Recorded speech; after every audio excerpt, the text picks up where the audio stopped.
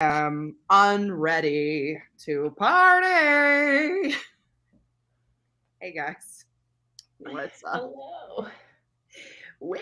Welcome back or to the Roomies Digest. My name is Christine, and if you clicked on this live stream, then you know that we are going to be talking about the final book in the Throne of Glass series. Sorry, y'all. I'm a little kooky right now. Excuse me. My name's Christine. No, I'm living for it. Yeah, let's go down the line. Let's introduce you guys because you guys are more sane than I am right now. Are we? Kevin and I have just been vibing. I don't know. Oh no. Also, I just had ramen, so I'm just like super hyper because I love food. You know, it is. That sounds so good. It looks delicious. Oh, it is. I'm at the spice. It's so cold here. I could go for some like hot soup. I forgot. It's snowing in New York, isn't it? It's crazy. You're an LA girly turned snow girly. I'm not thriving. I'll tell you that right now. Well, social media is misleading because you look like you're having a great time. So. It's because social media is a lie. Don't believe anything you see. It so is. You're not wrong. Yeah, the amount of times that I'm like, God, I'm so ugly because I look at beautiful people online all day and I'm like, I am a normal looking person. Like, it's fine. You're not ugly, you know? Mm-hmm. I'll say it. I hate cameras, okay? Yeah. You know, I was editing my video today and I was like, I don't look like this. What is happening? I look in a mirror and I'm feeling like I'm having a moment, an out-of-body experience right now. Yeah. I'm like, I shouldn't feel like this. But whatever. Well, especially like if the lighting is even a little bit off. I'm like, is that what I look like to everyone? Yeah. Yeah. Am I just walking around here like this? Yeah, like a dungeon troll. Yeah. It's exactly what we look like. What do you mean? Perfect. You know, jeez, wait. You like try and have your moment, you know, walking down the street to like your favorite song. Yeah, you're just like really vibing, you know, and then you're just like, woo, woo, take a selfie and you're like, yeah. Mm-hmm. Who the heck is that person? Yeah. Who is she? Who is that girl I see? Anyway. Cause that ain't me. No, it's like in Lilo and Stitch when they're like at the dog adoption agency and they're like, is that a dog? No, it's actually just an alien, a blue alien, not to be confused with ice planets. Anyway, different kind of blue alien than what we're used to. You know, I couldn't not make that joke. I love this spoon. Like I could whap somebody with this. Anyway, so hey down there, want to introduce yourself? Okay. I'm Steph from 70 Bookish. I'm Steph. It's me. It's me. I'm the problem. It's me. Anyway, okay. Truly. Yeah, here we are. The real problem is the end of this series, okay? And it's not that I didn't like it. It's that it's over. Okay. Okay. Yeah. Scared you guys, didn't I? You had me a little. You had me. You were like for a second. Excuse me. Yeah, but so how do we feel? Let's go over general feelings at the end of this. How are we? Let me set the scene for you. I would love a monologue right now. Thank you. It's New Year's Eve. It's New Year's Eve. It's New Year's Eve. I've just gotten back from California to cold New York. I'm here in my apartment reading Throne of Glass, crying. Finished at 11:45 p.m. and then rung in the new year. For once, I was the first one to finish. Okay, wait, no, I want to know, where are you at in your journey? Are you on track to finish before the new book comes out? Yes. So I skipped ACOTAR. I'll go back to reading ACOTAR with you all. Okay. And thank you for your service. Thank you very much. Yeah. I just went straight into Crescent City. Oh, okay. because I was like, I'm not gonna have time to read all of ACOTAR and Crescent City. I have only read one book this year, so should I yeah, make Discord stuff for you so you can put your live thoughts in there? you can. I've been actually making notes and annotating though, so she's annotating. I'm sorry, 2024. Say what? She finished the book first and then started annotating it, everybody. Let's just wait until we get to ACOTAR and see when I finish those ones. Let's not get too ahead of ourselves. Those ones are like so easy to fly through. Yeah, well, and I've read them all several times. Yeah. So you're not worried. You're versed in the subject. Are you going to listen to the dramatized version? Absolutely not. Okay, you answered. Wait, you've made my decision for me because unless someone like pays me a god awful amount of money to like sit there and read it and react to it, I will not be doing that. You've answered my question because I keep going back and forth about if I want to do that or not because I haven't heard much about it. But then I'm like, I probably haven't heard much about it for a reason. I've heard clips of it, and I just, the characters aren't American, and yet they have American accents. That's like how Ansel has a Southern accent. Yeah. Hold on. I gotta tap me in, coach. Tap me in, okay? I fully thought I was gonna be reading this book when I went home for Christmas. Didn't open a single page. Okay, so I was like, okay, the only way I'm gonna get through this is if I do the audiobook. So of course I did the audiobook. Whatever. And the accents in this audiobook were so funny to me. Well, some of them are great. And then some of them are choices. But then when you get to like the Faye cousins who were somehow like Irish or something, I'm like, okay. It made no sense. Choice. It's an interesting choice. So yeah, I definitely, whenever there's a Southern accent, I definitely get a little sensitive. I'm like, because we will do them real bad. You shouldn't have done that. That was sweetie. No, that's not a good accent. I really like her narration for like all the main people. It was all the side characters that are a choice. Yes, correct. Sherman, please. He said, no, I'm part of the show. Yeah, he almost knocked over a whole water glass just now. I'm like, okay, all right. Gets the people going. Anyway, yes, the audiobook, very interesting. This is so fun. The graphic audio are good, but not the best. Excuse me. A Court of Silver Flame audiobook is awful. Yeah. It's going to be a physical read for me.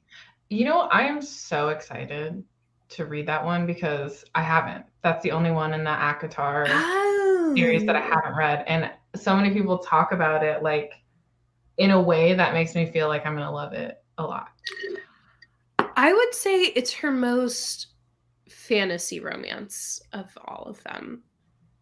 Christine. So I don't know how you're going to feel about it. I love fantasy romance.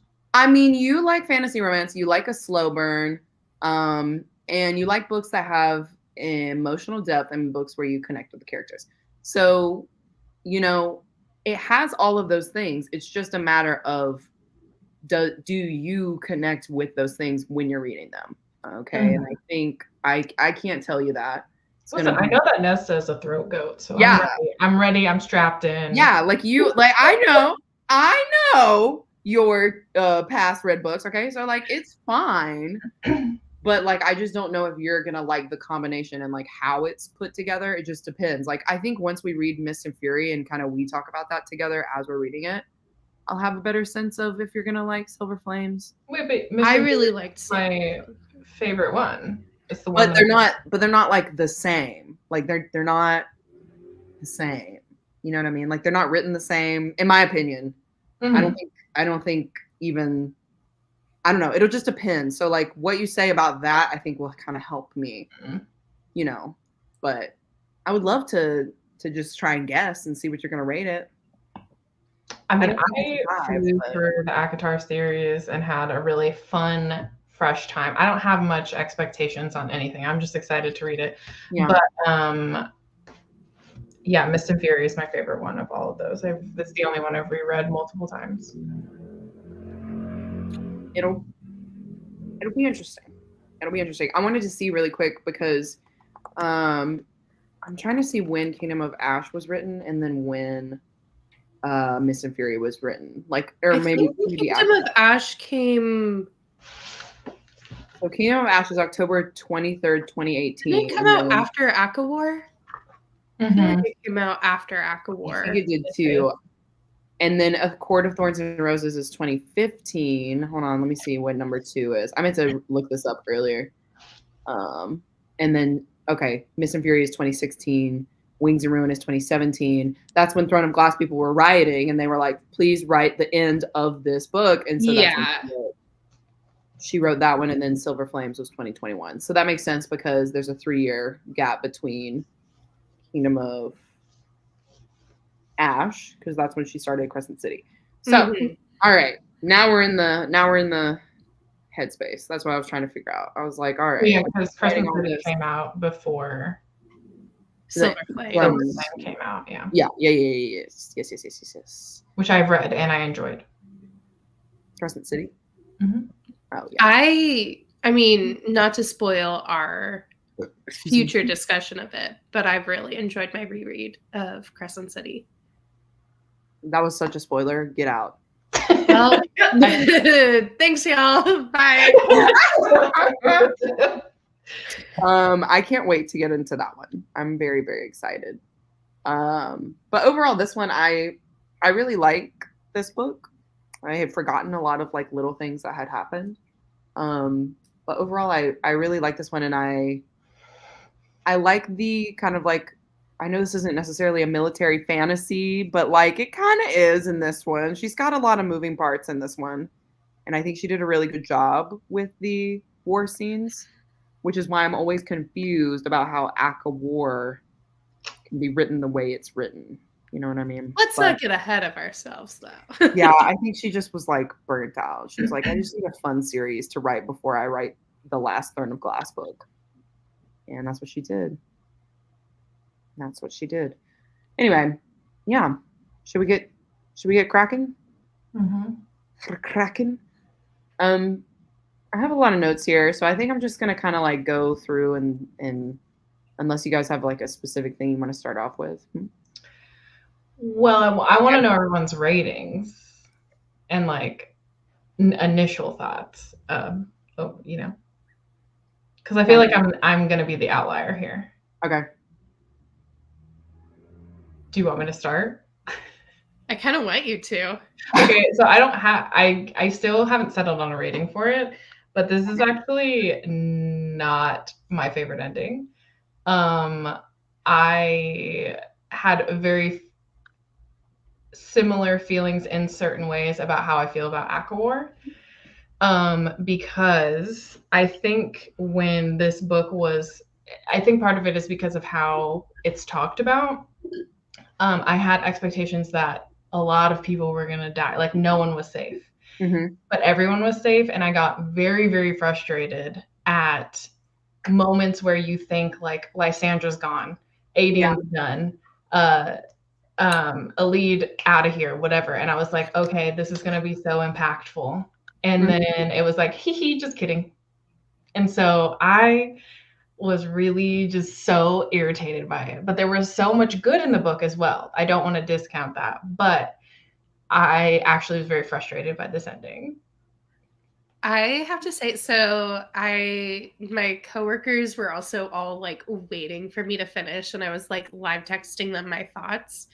And I agree, because I think so many people were like, oh my God, the end, like you're going to be destroyed, blah, blah, blah, crazy. And then I get to the end, I'm like, well, everyone's fine.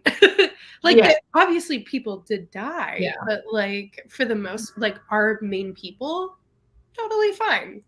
Which made me, I was like, main 19 characters. Yeah. Which is, I think, but that's what's frustrating about it, is that there are so many key players here, and the most impactful death to me, like Gavriel, that was an impactful death because of how Aiden reacts to it, but we don't really know Gavriel that well, so like on its own, it wouldn't have been much of anything, but because of Aiden and our connection to him and like his reaction to it, which is usually what gets me in most deaths anyway, is like the character's reactions. But the one that got me, the 13, I can't even talk about it. Oh, that was, yes, screaming, crying, throwing up. So like that was unexpected, like too much, right? But then that was the only aspect of the ending where I was like, okay, yeah, that hurt, but like we're in a war right now. Yeah, people need to be dying. Yeah, like I think I would have thought that this was such a good ending if she would have killed off the people that you get teased that were going to be killed. Like I was convinced. Well, it was like as soon as we find out Irina's pregnant, I'm like, okay, she's safe because we know she's not gonna kill the pregnant girl. Like we already know that. Which means Kale is safe. And I was like, okay, maybe. I thought Kale was gonna die. First time I read this, I was like, killed out MFer. Kill him. Well, he can't because then Irene would die. Yeah. I know, but I really thought that was gonna happen. I really thought it was I really thought a lot of people were gonna die. Like initial reaction. I thought so too. I was convinced Dorian was gonna die. I thought Dorian was gonna die. I thought Aiden was gonna die. Like literally, I remember thinking like Kale was gonna die with Irene. Nezrin I thought was gonna die at one point. Oh yeah, I thought like, Nezrin was definitely. It was like there were so many people, and like to me, those are like obviously like Lysandra dying is like sad, but like oh no, I would have rioted. Oh yeah, like yes. But like Aiden is like her cousin, like her. It's like her blood. You know what I mean? Like her brother, basically. Well, and I thought in this book, like he was kind of like they were the two kind of main two forces, right? So it's like Aelin coming up, and then Aiden is kind of holding Terrasen. And I just remember thinking like she doesn't even really think about Aiden at all in this book, and it was so rude to me. I was like, this man's done so much for you. And for what, Aelin? You're not even considering frustrating me. So I had like a whole gonna do the word key thing and not even go say hey to him and be like, hey, I survived. I know. I had a whole thing where I realized like they had not had any communication. Nothing. He didn't know if she was alive, and I was like, this is so effing rude to Aiden. Like, I'm sorry. Yeah, I definitely thought that Dorian was a goner. And I was like, honestly, and I knew it wasn't going to happen, but honestly, if she would have killed off Aelin, like what a girl boss move that would have been. Because like the whole series leads up to this moment. That's some Veronica Roth diversion. I know. Some Veronica Roth excommunication for that is Veronica Roth. No one would read this book again. They'd be like, 1,000 pages for what? For what? But the funny thing is that like this story genuinely leads up to this idea that Aelin is going to sacrifice herself. So that is why I thought that Dorian was like dead. He was gone. Oh, it's gone. Okay, yeah. Because I was like, well, she's not going to kill off Aelin, so like it has to be Dorian because of the prophecy of, the bloodline sacrificing themselves to save the world, blah blah blah. And so I really like, it would have sucked, but I think it being the end, like that's what you expect from it. And so I know I've seen interviews with Sarah J. Maas, like I know she's a happily ever after type of girly, but it's just difficult because if you do want books that have war, you can't really be a happily ever after type person. Of yeah. Well, and you can still have a happily ever after, just not for everyone. Yeah. Like, yeah. Your main character, which is Aelin, she needs to have her happily ever after. But I think that's like kind of also one of the problems with this is I'm like, I don't need to know everyone's thoughts and feelings in this book. Yeah. Yes. We had a lot going on. And for what, especially like Nezrin, like I liked her as a character. I didn't need to have her POV. I was also thinking that. So Yeah. what was I gonna say? Whatever. Sorry. No. We're bouncing all over the place. No, it's totally fine. I had to get it off my chest. No, it'll come back to me. It'll come back to me. But that's what I was gonna say. Okay, so the way that Sarah, I have been just like dissecting the way she's writing these books just in this reread. It's just so interesting to me how she uses POV to like make you as the reader think one thing, and then literally the next chapter she'll be like, but this was actually happening while you were watching, this storyline or like whatever. And so like her POV, the way she uses POV is very, very interesting, and the way that she writes characters is really interesting, because I think from the beginning of the book, like at least in the reread, you can kind of tell which characters are literally going to die. And what I mean by that is she'll have these side characters that like you kind of get to know, but like you don't get to know them well enough that you care, like you care. Okay, we care about the 13. I cried, but I'm not crying necessarily because the 13 is dead. Get me? I'm crying because Manon is crying, and she is the hardest bitch in this whole series, and she's tearing up. Abraxas's mate is gone. Are you serious? Justice for Abraxas. I literally he's unwell, and all he's doing is looking off into the distance, looking for his winged mate. You're kidding me. Please, I can't.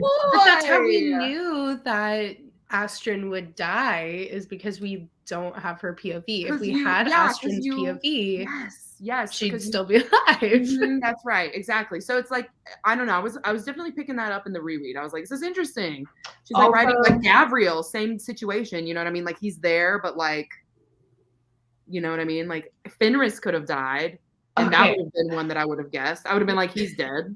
Also, Sarah J. Maas has a father complex. What is with this? Why does she have a daddy complex? I thought, doesn't she have a good relationship with her father? I do not know, but don't know. Unwell. It is unwell. Okay. Yeah. Ooh. I mean, like, it does suck. Adian does not get to talk to his father, but for like one sentence, literally. Yeah. His dad's just like, go hold the line, basically, and so that they can close the doors, and then he can go and like fight, and then he dies. Yeah. And that's really sad. And that's normal. I mean, like, not normal, but that's like real life, right? Like, you don't get to say these long goodbyes. Like, I did appreciate that, but like, also, you're right. Like, people die, like I don't want to say in a real fantasy book, because that's not true. This is a real fantasy book, but like in a more I mean, it's just in general, like, yeah, in a general sense, like there are a lot of fantasy books that do this. Sarah J. Maas is not the only guilty person of this. Yeah. I know many. I think that's why people struggle with series endings just generally, is because I think authors are often scared to upset the reader, but also they probably get really attached to the characters and don't want to kill them off either. So yeah, that's on writing a 7-book fantasy series. You know what I mean? Like, just give us a trilogy, and then when you kill them, we'll only be a little sad. But yeah, so yeah, I just think her writing style is really interesting. And like for her to be able to do that is cool. I think like it's definitely like a cool thing that she can do the POV thing. But also it's a little frustrating as the reader, because then you're like, well, Aelin knows all this stuff, but like, I'm not Aelin. I'm just a reader. Like, yeah. Well, and that's the whole thing about Aelin's personality, right? One of her personality traits is like, I keep everything from everybody because I don't want to burden them with these things. And if my plans go wrong and I die, then no one is at stake, type of thing. So I kind of knew from the very beginning that like, she's like this. So it makes sense that the POVs work that way, because every time she disappears from the POV, something's brewing. Yeah, she's doing something. Yeah. Doing something, And there was a quote in the book that her and Rowan said. What was it? Oh, one last deceit. They both said that line so many times in this book, one last deceit. And it's based on the fact that like Aelin does these things and doesn't tell Rowan. And he's like, this is just one last deceit that she did, because he eventually thinks that she's going to die like multiple times, right? Or like she said that same thing about him, and she was like, one last deceit. Like he tattooed this thing on me, the word marks, so that I'll be able to come back home and I wouldn't get lost in, whatever. in the time travel or world walking. There we go. Wayfaring. And yeah, I think, you know, to your point, it probably would have been cooler for me personally if she maybe got lost in the worlds and then we find her in like another book series. That would have been lit. I would have liked that. But yeah. Yeah, that would have been really, really interesting. That would have been I feel like I just said the plot line of another book, didn't I? The Crescent City. No. I will say, I'm just saying, there's some interesting things that are gonna tie in. Yeah, I can't wait. The way my brain works, I'm like, I'm ready to find the secret once we start reading Crescent City. All bets are off. Y'all are spoiling. We are spoiling, okay? But yeah, anyway, I guess we can kind of talk about the world walking stuff if we want. Kind of like her travel through all the different worlds and things that like one scene. Yeah, crazy of her to see Reese and Feyre. I was so interested in that part. Well, because Reese is just like, hey, what's up, dude? Yeah. And he's like slowing her down with his power or whatever. Yeah. But there's also a gigantic spoiler in that scene. Oh, that she's pregnant? Yeah. Yeah, because that hasn't happened by the time. I didn't even notice. Yeah. I didn't even notice that, and I already know some big spoilers for Silver Flames. So like I know about that part of it, but I was like, you just spoiled a huge. I mean, I guess like maybe it's not because the bone carver. Do we find out about the pregnancy in? Oh well, never mind. No, sorry, I can't talk about that right now.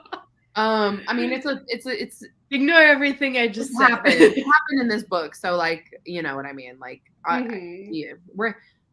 hate to say, you know, we're not going to talk about ACOTAR, but like, guys, it is all over the internet. The way that I'm getting Crescent City spoilers, I said this last live show, but now it's like very serious. Like I opened something and I was like, what? I literally had to throw my phone because it was like a full on Crescent City, like big ass. I was like, why are there spoilers for the third one on SJM's Instagram? I don't know, but I hate it.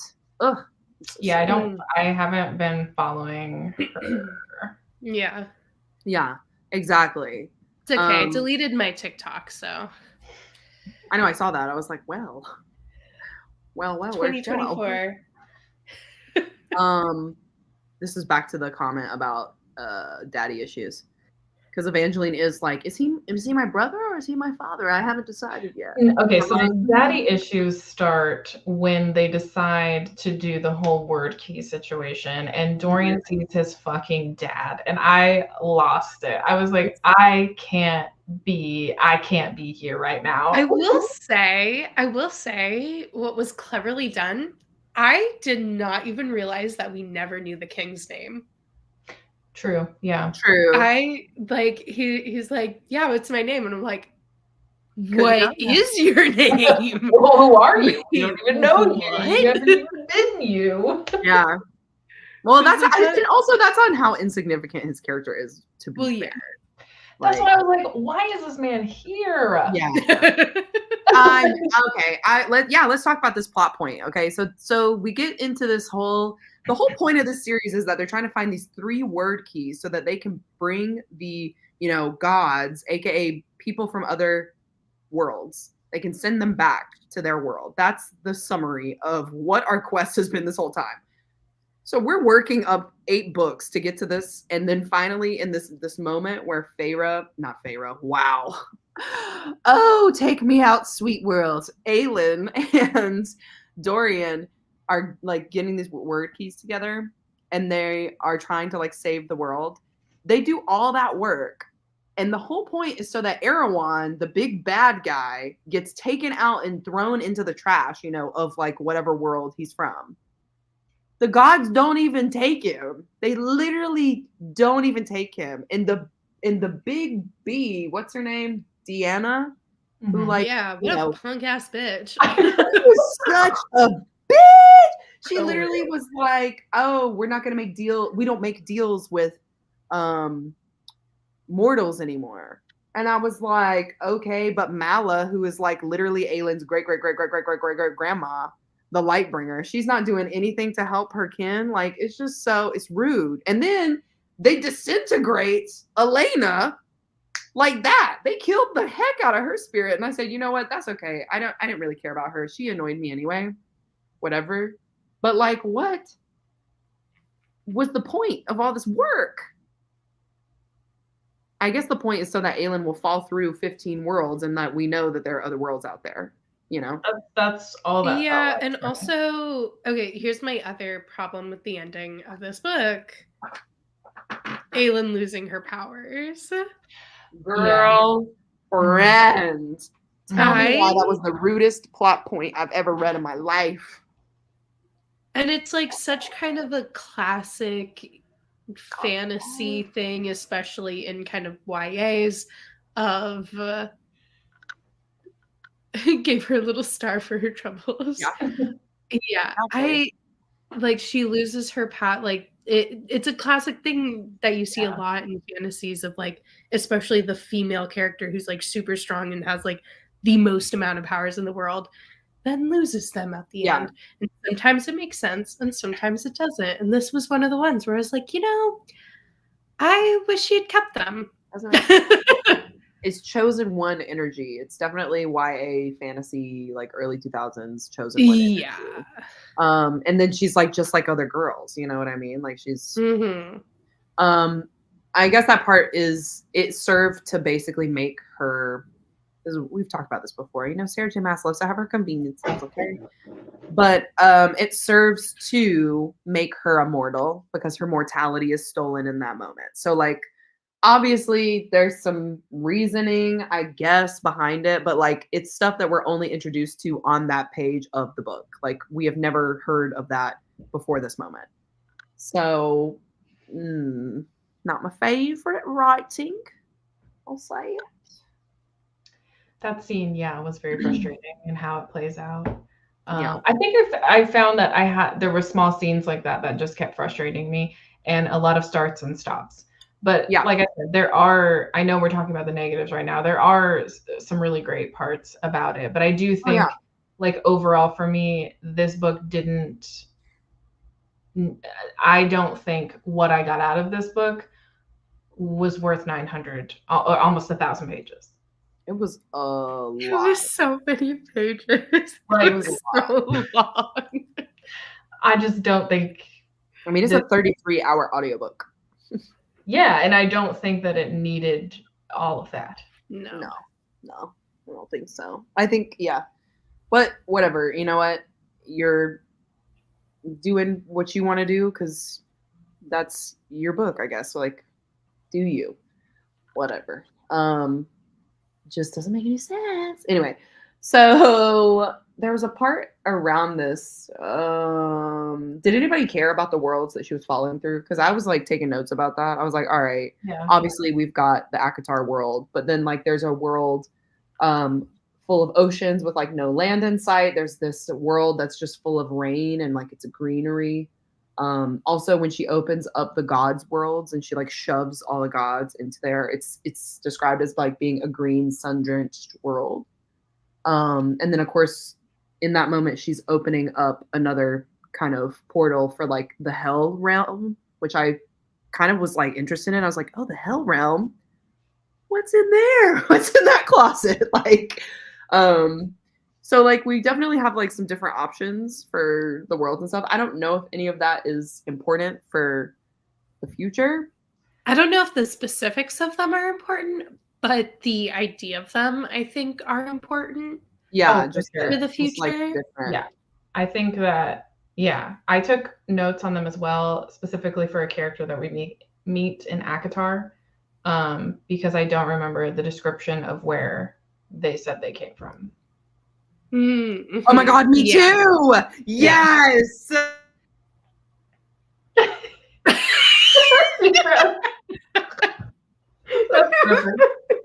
This is the perfect way for her to freeze. Yes, yeah, like couldn't be any better. Yeah. Mm-hmm.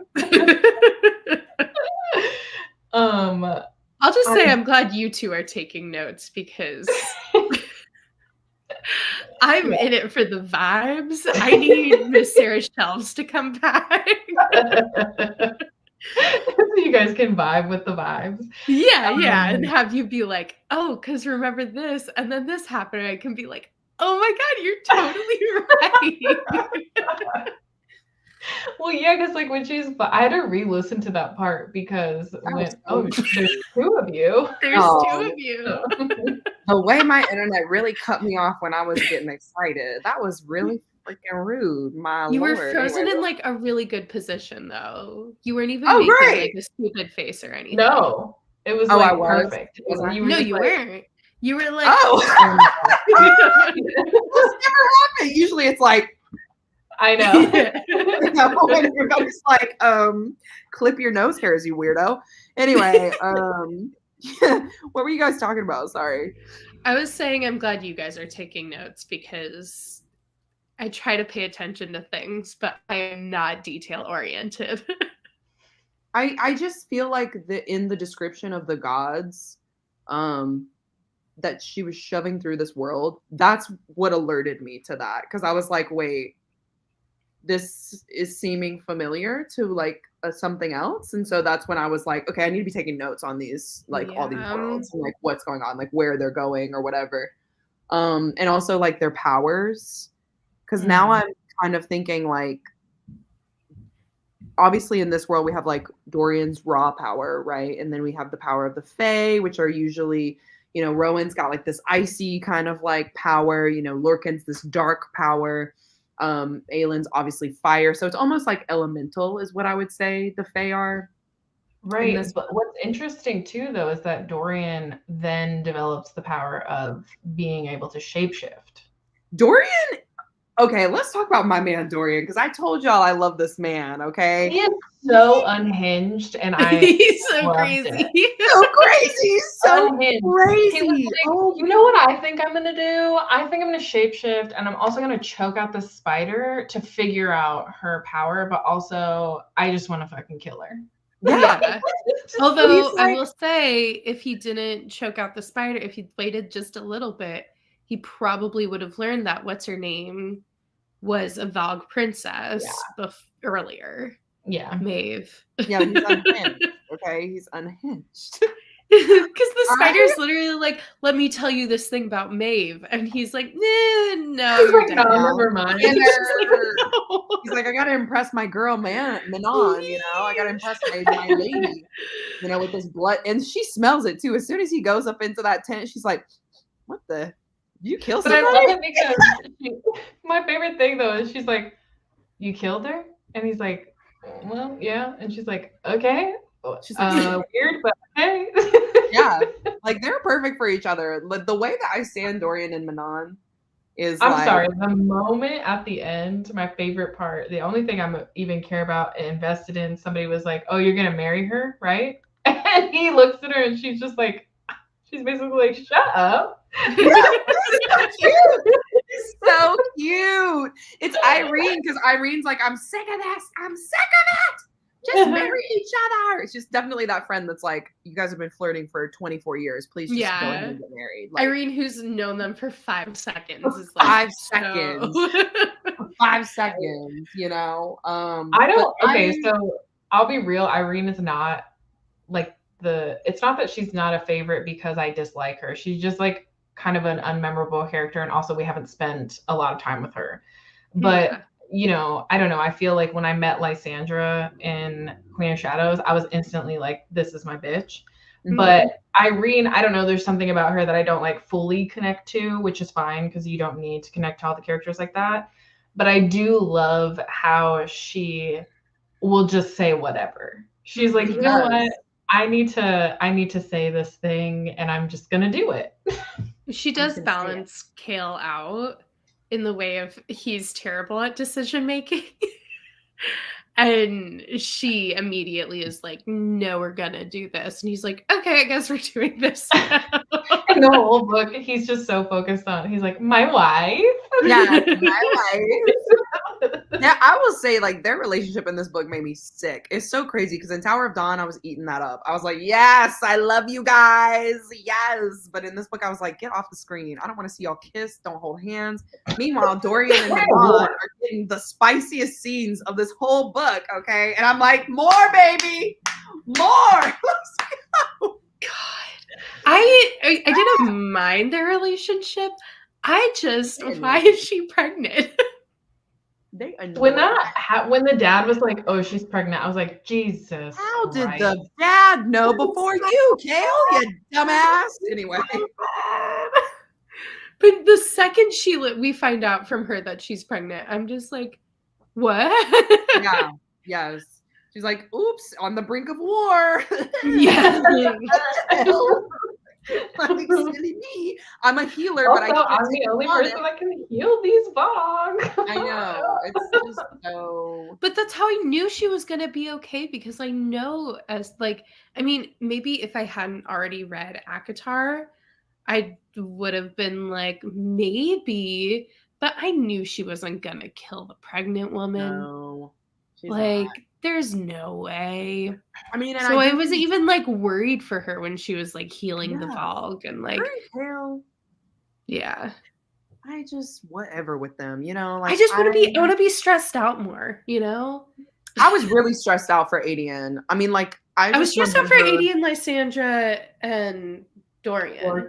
And also Adian, my guy, he was acting like a complete dickhead in the beginning of this book. I was like, sir, you're really gonna treat Lysandra like this? When she said, "I wanted it to be you," I was like, yeah, and he still threw her out into the snow. I'm like, Adian, dummy. That's why I remember the first time I read this, I was like, if he dies, like I'm gonna be hurt, but like you reap what you sow. Yeah. And Adian was my like ride or die from day one. Oh God. And then he does that, and then Lysandra turns to him and was like, "You threw me out naked in the snow. You were like the one person who didn't make me feel like all those other men before." My brother is calling me right now. We're gonna ignore him. Guess what? We're talking about important stuff here. Important stuff. But yeah, she was like, "You were the only one who didn't make me feel like all those other men. And congrats. Now you're just one of several." Like, Yep. that hurt. That was hard. That was hard. I'm not gonna lie. But I will say I thought it was cool that Irene. It's kind of a steal, honestly. Like I feel like this moment was stolen. And it reminds me similarly to a moment in ACOTAR, which, you know, hopefully I'll remember this when we get there. But essentially Irene kills what's his name, right? Erewhon. There we go. Mm-hmm. And I liked that it was based off of like a healer, like a healer is doing this. Like a healer is the one, like it's not necessarily, obviously it's in violence because like you're killing someone, but like it's not someone who's like this super trained assassin or like a super, you know, firebringer person. Like it's literally a healer, someone who's supposed to heal people. And I thought that part was also interesting, of course, because of what Erewhon says before he gets murdered, which is that Irene isn't just a healer. Like he's been searching for her this whole time for however 30 years, you know, 20 years, whatever. And it's because she's not just a healer, she's an executioner. She's a death maiden. Okay, these are buzzwords for me, okay? These are things that I'm seeing in other places and I'm like, "Ooh, a death maiden? Tell me more about that, sir." And Maeve has never learned kind of like how these death maidens / you know, healers can open up the gates to other worlds. You know what I mean? So like I feel like that was a huge, not plot reveal necessarily, but like Easter egg reveal, because it's essentially showing us the way of like how we can connect these series going forward, right? Because there is a way to open up the portals with Irene. We just obviously didn't learn how to do that in this book with Erewhon. So I was eating that up. I was like, that's plot gold, baby. Tell me more, Irene. That's why you couldn't die, girl. Because then we wouldn't have any more books. Anyway. So I don't know if anybody else picked up on that. But I thought it was cool. Thought it was sick. I'm gonna move on now because whatever. Anyway, so what else? Do we want to go about the good things now? Like the, you know, that was because my other note was Darrow can die and I'd be fine. Like Darrow can literally keel over and die and I'd be okay. Who is Darrow? He's the old man. Yeah, he's the one who takes away Alien's birthright sword, basically, and is like, you're not a, you know, fuck leader. him. Yeah, he's the worst. And he just let what's his name just walk out and die. Literally. I'm forgetting his name right now. Who? Yeah. The other lord. Yeah, the older. Oh, old Murtaugh? lord. Yes. Yeah. Just letting him do his thing. I'm like, I don't care who you're in love with, sir. Like, if you were in love with Aylin's uncle, I get it. But, like, you're just a dude in a castle. Just an ordinary dude. Yeah, just an ordinary dude. And, I mean, I get it. You're taking care of Evangeline, but, like, you could die and I'd be fine. Yeah. Murtaugh, you know, also another person who died that was like, okay. And no offense to him. Yeah, that was one of those things where it was like, oh, but casualty of war. Like, yeah. Someone I'm not like super involved with, but like I guess that's bad. A character that we see in this one that we haven't seen in a while was Knox. Do you guys remember him from the first book? Yeah. Yes. Yeah. My little like note is like, I forgot about this motherfucker, another player from the games in Throne of Glass. I like that he came back. I did too, because he introduces himself. I'm like, I know him. How do I know him? Yeah.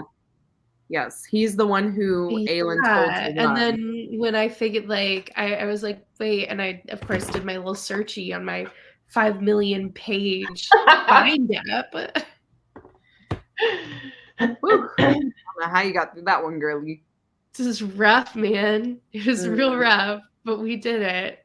Yeah, I like that they brought him, like, random side character from book 1 back. Yeah, for what reason?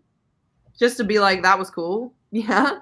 Yeah. Yeah, that's but like yeah, well, and I think it's important to show, like, Aylin's little actions, because we see it so much with, like, Assassin's Blade, of her, like, these little stories and little, like, side quest type things then coming into play.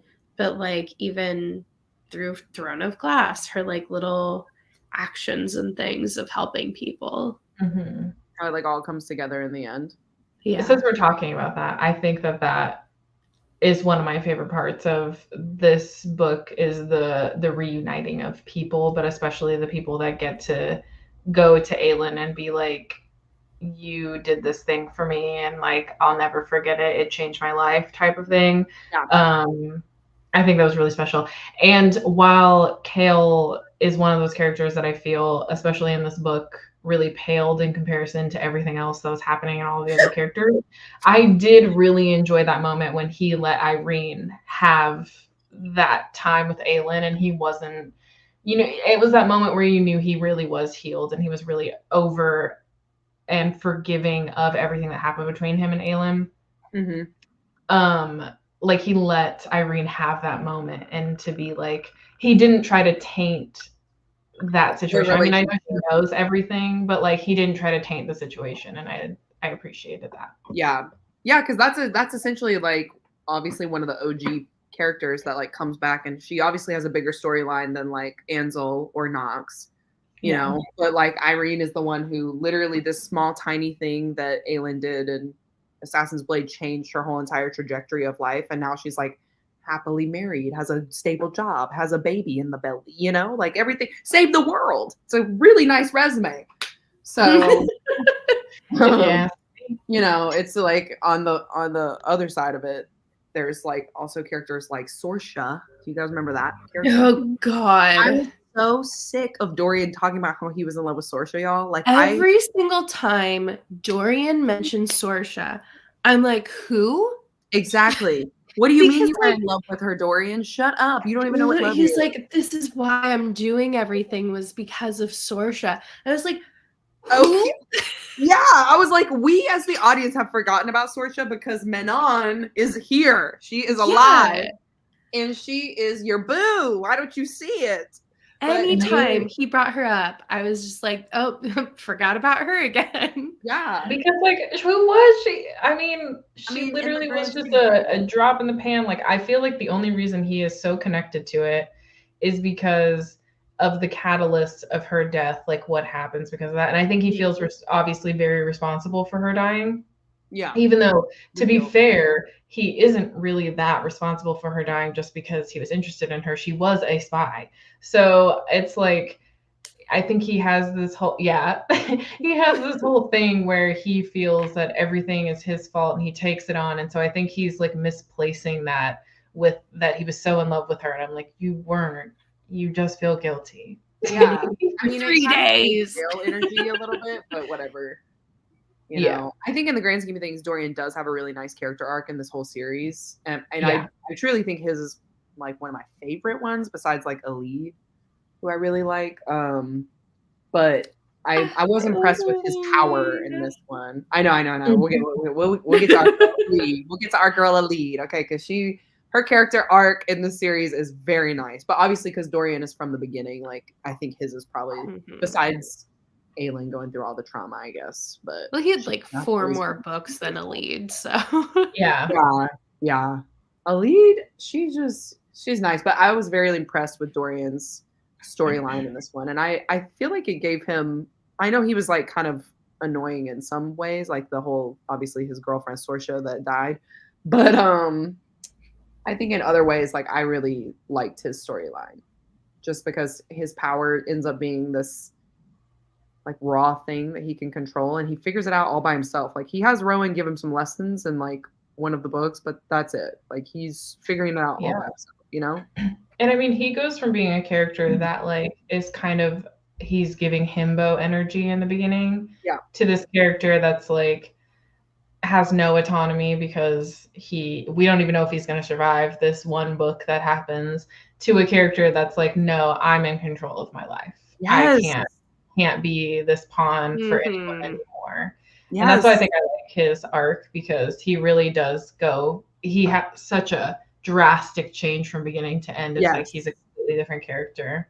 Yes. And it's a different kind of character arc because I think obviously Menon has, I say her name different every time, y'all, I'm sorry. She has a different character arc. I always want to say Manon, okay? I always want to say Manon, and I know it's Menon. Okay, the audiobook has tainted me.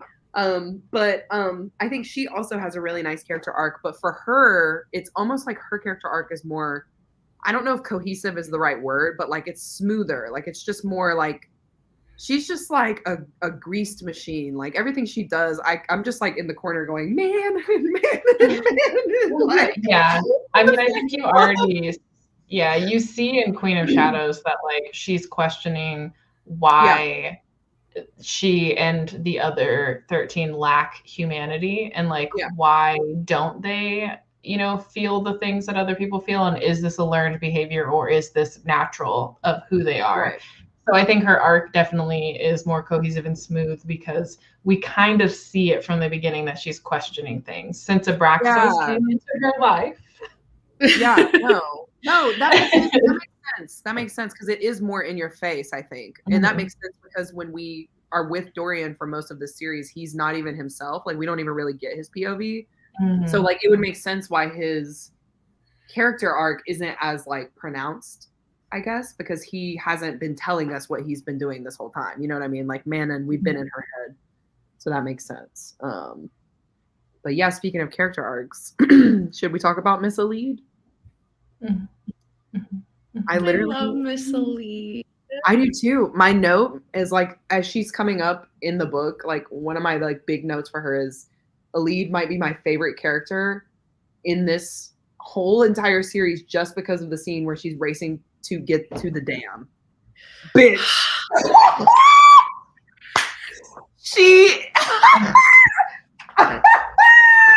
I was crying, y'all. I knew what was gonna happen, and I was crying at this scene. No, I was sobbing at these. That's what Yeah. I'm saying. No, that's the one thing about this book that was so frustrating because I would be like sobbing at a part, and I'm like, okay, two of my favorite characters, they're down, but like they fought, they fought, and then it would be like, hee hee, they're healed. It's fine. They're fine.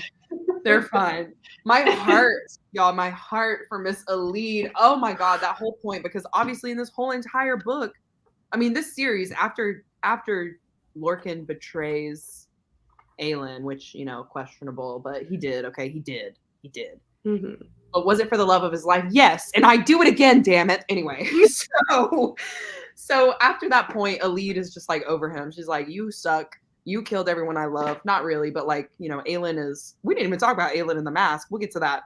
The first thing that happens in this book. I feel like we're working backwards. I know we are working backwards. But you know what? That's the beauty of these live shows. They keep you on your toes. But yeah, so she's mad as hell at him, and she won't even give him the time of day. Okay, she's getting her little blood moon rags from every other man and not him, even though it's really him in disguise, and she's not talking to him, whatever. So then they go to war. Alide, of course, we know can't do a lot of physical activity, so she's helping out with the healers, which is great. Beautiful job for her. But then, of course, the one battle ends, and no one has remembered Lorcan. It's so rude. Poor Lorcan. It's so rude. Like, they are so rude to Adian. They are so rude to Lorcan. And she literally comes in and she goes, "Where's my man? Where is Lorcan?" And I feel like I remember this part. Aelin is just kind of like, oh, I haven't even thought about Lorcan. And then Gavriel's like, "Oh, I saw him like at the beginning of the fight, but like, oh, he might be dead." Like, what the heck? And so instead of like the people who are very capable of going and getting on a horse and going to get them, like the strong Fae males, like any of them, instead of any of them going to get their, hundreds of year-old friend, little old Alide takes the horse and dives into the freaking crowd. Y'all, that was crazy. I mean, I know when a dam is about to break and that was crazy. They're about to drown. And that is a real military tactic. Like, that is a real thing that is in like military history books, is like you break the dam if you are literally gonna die. But I've seen Lord of the Rings 2 Towers. Yeah, Lord of the Rings. It's in the Poppy War. Like, it's in so many military fantasy books. Like, it is a classic case of cutting off the arm to save the body, right? And so the whole time you're thinking Alide is literally. I was thinking Alide was gonna die and Lorcan was gonna live. The first time I read this, I was like, "Dang, Alide, my girl, you're not gonna make it." But yeah, she made it, because by the will of the gods that are no longer in their world, she made it. And he was like, he kept saying, "Just let me go, you're not gonna make it." And she was like, "No." She was mad as hell too. Yeah. She was like, "I have already risked my life to come out here. I'm not letting you go." Mm-hmm. As she should. And you know what? You know who I really respected in that moment? The horse.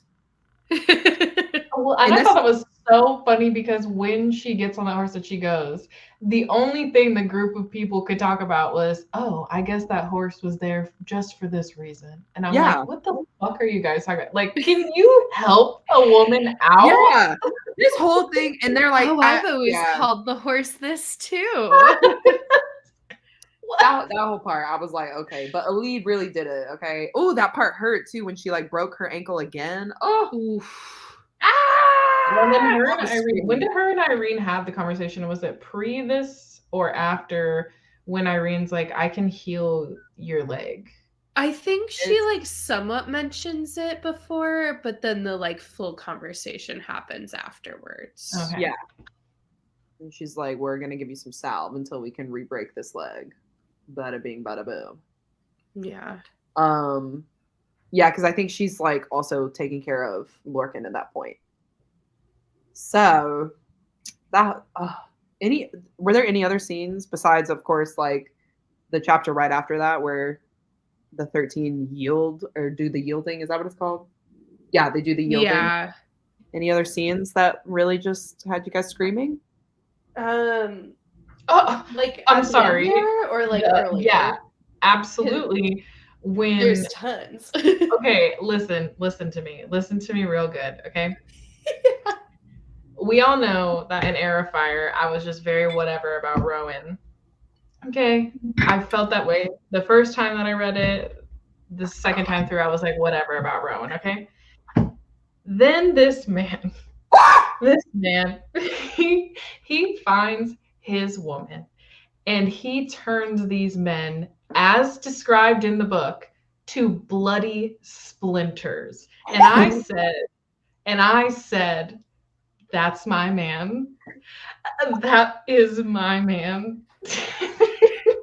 Yeah. And That's the thing.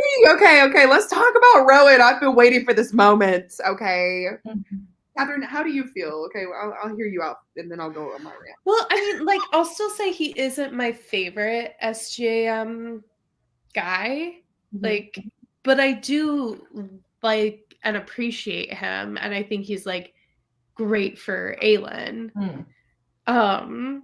I still think the beginning parts of their relationship could have been better. Yeah. And better like planned out. But by the time we get to this one, I'm like, okay, I get it. Like, yeah. Yes. I think it's very similar to like how another relationship in her universe is like kind of put together. And in this one, she was just trying to figure out how to write that, like how to write what she wanted. Yeah. So I think the second time she does that, because that comes through in the other series, I think that's why that book is so good, because everybody's like, oh man, this is like an actual hate to love. Yeah. Well, and I just like I love that he's just like obsessed with Aelin, and he's like, yep, this is Aelin. Like, she's it. That's the only thing I care about now. Whatever happens. But as long as I am either alive with her or dead with her, like. Yep. When he's like, where is my wife? Yeah, dude. I have chills. Just like that whole scene, like that was okay. Everything that was going on with Aelin in the beginning of the book, which it's such an interesting this book is interestingly paced, and the tone shift is very interesting, because we do go from a very, very dark tone in the beginning with her getting tortured and the descriptions of her being tortured to her getting free. Like, all of those moments, I always felt like I was at the brink of tears, right? And so the moment that he is in the same vicinity as her, and you know that it's flashing back and forth between his POV where he's like, I can sense her, and she's like, I'm going to light this stick on fire and I'm gonna fuck this guy up and we're gonna run. You know what I mean? Yeah. And the wolf, oh my god, I loved him so much.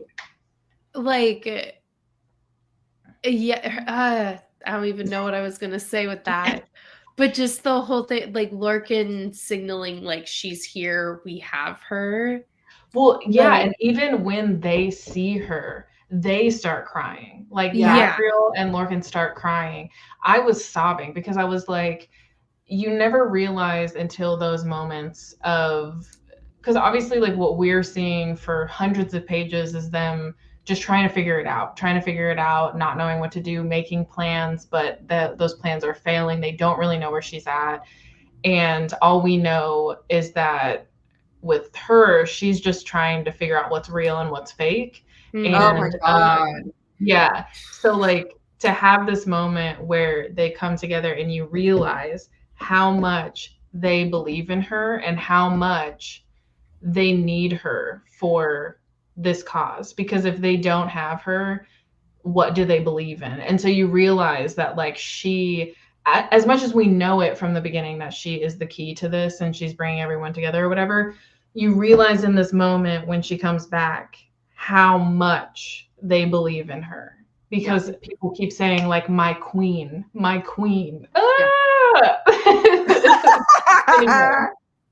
Yeah, that the prologue of this book gave me chills. I mean, it's just the way that it's like set up. We go into the whole torture scenes. Those are really hard scenes. They're not, and the thing is, they're not even as gruesome as some stuff that I've read before. But it's just like it's hard to kind of see that and kind of see that she's going through so much pain and like torture and stuff, and then getting knocked out and then getting healed and then having her mind messed up, which arguably to me is more hurtful because I was going to say the psychological aspect I feel like is more so than the actual like physical, like they ripped her apart and put her back together again who knows how many times. Only Fenris knows, which is a whole other thing. But I like the psychological thing of her not knowing what is real. That was crazy. It's crazy. And then the moment the two moments that like broke me when they like reunite was her saying like over and over again, like, get them off me, get them off me. Like that. Oh my God. In the audiobook, y'all, I was dying. Yeah. That part was not so well. Ooh, yeah, that one. And then immediately after, Rowan looking and being like, they took her scars. This thing that like had been her driving force. This thing that was like the, you know what, these are the things like that make me remember and make me like do what I'm doing. And they took them from her. Yeah. And that's also when he realizes exactly how much torture she's been through. Because like if they have to regrow every piece of skin. Like and even like nothing left. And when Fenris comes back and she is basically like, you are taking this blood oath because I need to save you because you are literally my only tie to humanity and sanity right now. Yeah. And like the way she clings to him. Oh, that was really hard. I think in those moments, like I see why people would say that this is a really devastating read because I do feel like the first like 300-400 pages were just really rough. Yeah, based off of everything she was going through and what she was trying to cling to. And you know, it's funny because I thought Maeve would end up being a scarier villain after that, and then I felt like Dorian turned into a mouse and seduced her. Yeah. Like it was Dorian weird. Can seduce anybody, let me say. Seduce any person. Hale was a little on the fence there for a while, okay? So, oh, Dorian, my guy. He just Speaking of which, I will say I did cry during Kale and Dorian's reunion. Oh, that was so good. It was so sweet. Oh, that was so good. They love the bros. They love each other. Oh, wow. Yeah. Like, you guys, that another part. Okay, so I cried a few times in this book. Like I said, you know, it's a reread, so like you know what's gonna happen. But that doesn't mean it can't like still hit you. And honestly, I feel like sometimes that's worse.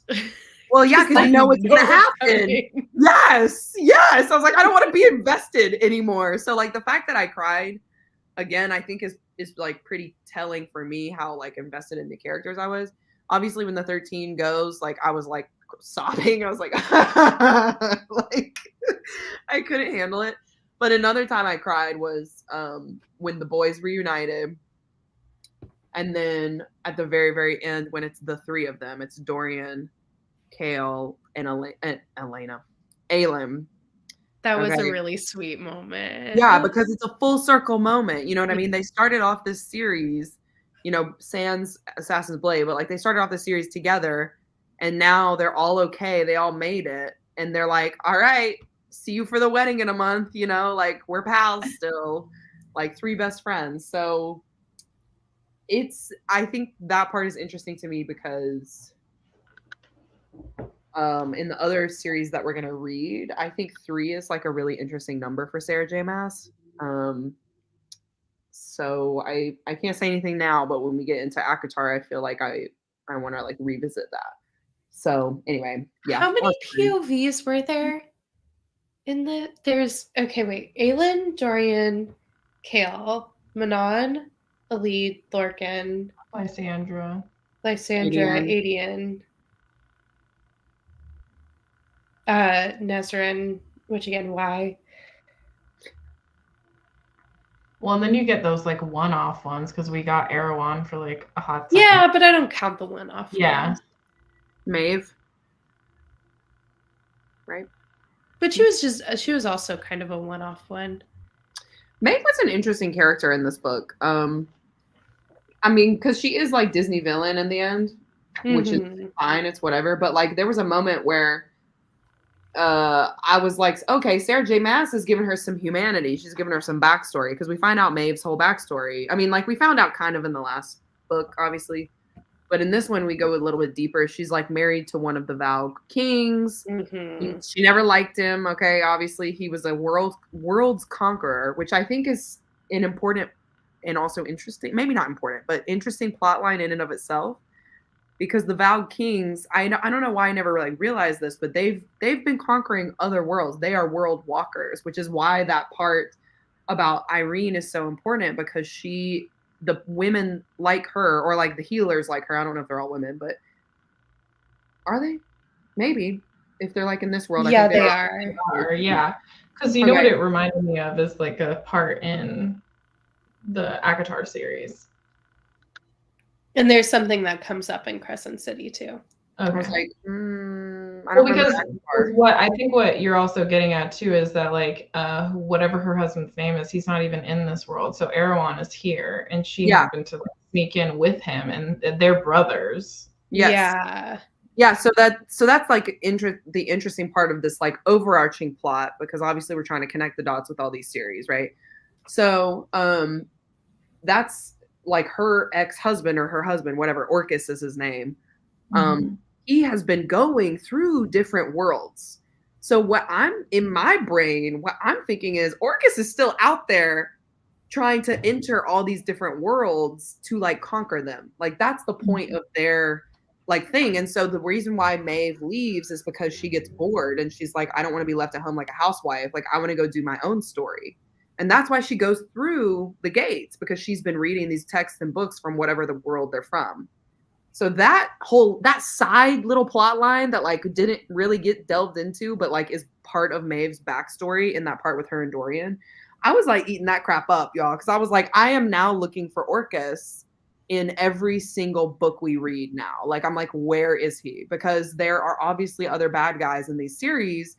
And like, if we've got a world walker who is a Valg king that can wear any mask, that can be, they are literally just souls that like make their outer layer look however they want it to look. He could be anybody. He could be literally anyone. Okay. So I don't know where I was going on that tangent other than to say like Maeve was interesting to me because of her backstory. And I did feel a little sorry for her just for like 1 second. I was like, yeah, that would suck to have a evil king as a husband. That would really... She's the type of person where you're like, cool motive, still murder. Like, yeah. Like, did a whole psychological warfare on a young girl. So I can't really empathize with you that much, but I see you. But I see you, and I see why you want to be crazy. But at the end of the day, like hurting people is like, she like feeds off that, and that, I mean, I guess that's like part of their culture, like the Valg. Yeah, she's Valg. I was like, is she Valg? Yeah. I can't keep it straight. But yeah, her and then her little minions, the spider minions, those are always cool to me. Even though the audiobook gave her like a Russian accent, and I was like, okay. Yeah. All right. Yeah, whatever. But I did like the Stygian spiders. They're cool. Even though I don't really know. I mean, like, I'm taking note of these, like, monsters or whatever creatures we want to call them. So we'll see if they come. Someone's got to. Well, because I think there might they might be in other books. They're just called something else. Because, like, obviously Irene is a healer, but in the other worlds, they're called the Death Maidens. So it's like you kind of have to connect the dots and be like, okay, is this what this is? So, yeah. Any Hoosier. Yeah. Sarah mentioned the going through much physically in the past to have her mind violated. Oh, wait, That yeah. part I like highlighted. Oh, where was it? I feel like this is something that's said to Aelin several times, but when her mom, that's it, when her mom comes to her and says, "You have been very brave for so very long." Yeah. Took me out. That was a movie scene right there. Yeah. You know what I mean? Like, I could see that clearly in my head. Because her mom, like, almost, and it's almost like in that moment you think her mom's going to be like, just let go, you know, like, you've done a lot, like, you're good, like, you can let go. And but her mom's like, actually, you do not yield. She said, you've been through a lot, but you're gonna keep going. We have more to go. Yeah. Yes. You think you've been through a lot, try being dead, you know. But then I feel like Rowan says something similar later. I feel like I can't remember. I feel like I did highlight it. My highlights are a mess though. But I feel like he does say something to her later of like, you've been holding on for so long, like, and it just. I remember the part with her and Manon where Manon is still in the it's like where they keep the wyverns, right? Or wyverns, whatever. The Airy, I think it's what it's called. She's like in there and she's still like mourning her 13. I remember that part. And Aelin comes in and she's like, "Hey girl, what's up?" And then Manon's like, "Shut the hell up, you know, I'm sad." And that's when Aelin kind of gets together and she sits with her and then that moment, they're both kind of like in the same headspace because they both have like such a weight on their shoulders. I remember that part.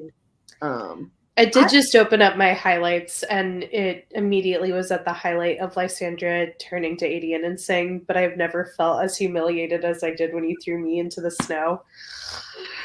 Anyway, that's fine. But you know what? But you know what? She's about to get married to that man. I know. And some say it's true love, you know? Some say I love Manon's storyline in here. I wish in ways there was so much happening, but I wish in ways we got more of it because like she literally reunites with this family that she was killing because of her grandmother. Yeah. And they obviously are very reluctant about her until a moment when they realize like, oh, she's serious. Like she's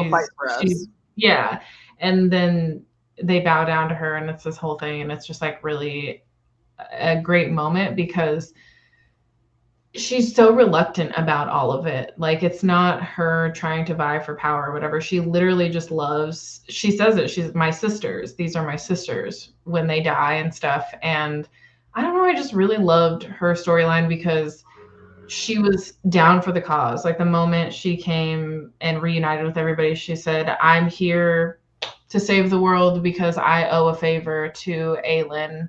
And that's it. Yeah, she's like, "I'm here. I'm gonna fight. Where's my queen?" You know? Yeah. And she's just like queens recognizing queens, like on a literal level. And I don't know, I just really, really like her character. And I wish in some ways we had some sort of spin-off about her and like the witches just generally, because they're so fascinating to me. And like, this is obviously very heavy with the Fae and their magic and the Vogue and like all of that. So I feel in some ways we don't really even get as much about the witches as I wanted because of how much is like all the moving parts. Yeah. I mean, and I don't think that is, I don't think anything is done when it comes to Sarah J. Maas, like unless someone is dead, but even then, like we've seen in this book, you can still talk to the dead. So really, is anybody ever like totally gone? Is the story ever ending? Yeah. Like, I don't know. I had the same thought because she lets her grandmother go, right? She doesn't kill her. And I was going through this book and I was like, did she go back and kill her and I missed it? Like, I think the grandmom got away, right? I thought my impression was when the 13 sacrificed themselves, the grandmother was Like in blew that. up. Yeah. Yeah. I mean, I guess. I don't know, dude. I can't tell you. I don't But I mean, remember a part where like she was like killed. yeah. This So, book like, in general, though, like, a ends. lot is like left open. Yeah, it ends in a way where it's very open-ended, which again, like, I could see it bothering people. That's not really something that bothered me, specifically because I understand what Sarah J. Maas is trying to do. So it didn't really bother me, but it kind of made me excited because I feel like Manon and Dorian specifically did not have any resolution to their ending. Like, we don't know if they're going to be together. We don't know what they're doing. We don't know, did Manon get to go and reclaim part of the Witchlands? Like, what is happening? We don't know what Dorian's doing. Like, is he the king? Is that what he's doing? But like with Aelin and Rowan and Lysandra and Adian and stuff, like, there is quite a bit of resolution. Like, we know where they're headed in these stories. Maybe not exactly, but we have like a better understanding. But Dorian and Manon, like, they don't really get much. So I'm it's really very hopeful. Yeah. I love the Kraken storyline. Like, I think just like kind of seeing, because that was what we were talking about in the previous live shows. We were like, who are these witches, these beautiful witches that are resembling Fae? You know, they're descendants of Fae. And I do think it's interesting that like we have the Iron Teeth, who are obviously descendants of Valg. And like we're just now figuring out Valg are from another world entirely.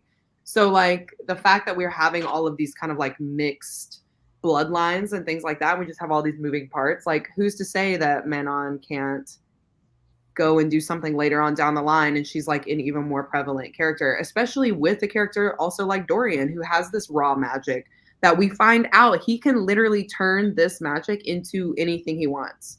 Like, he has learned how to mimic other people's magic, specifically like in this part with like Maeve, where like Maeve's got like this mind magic. Like, he sees that, mimics it, and then is like literally as powerful as her. Or like with the Stygian spider, like he's like, oh, you can shapeshift, I can shapeshift. And so I think going back to just them too, like they both have this kind of like undefined power, undefined future, and it would not Also, surprise me if we see them later because of that.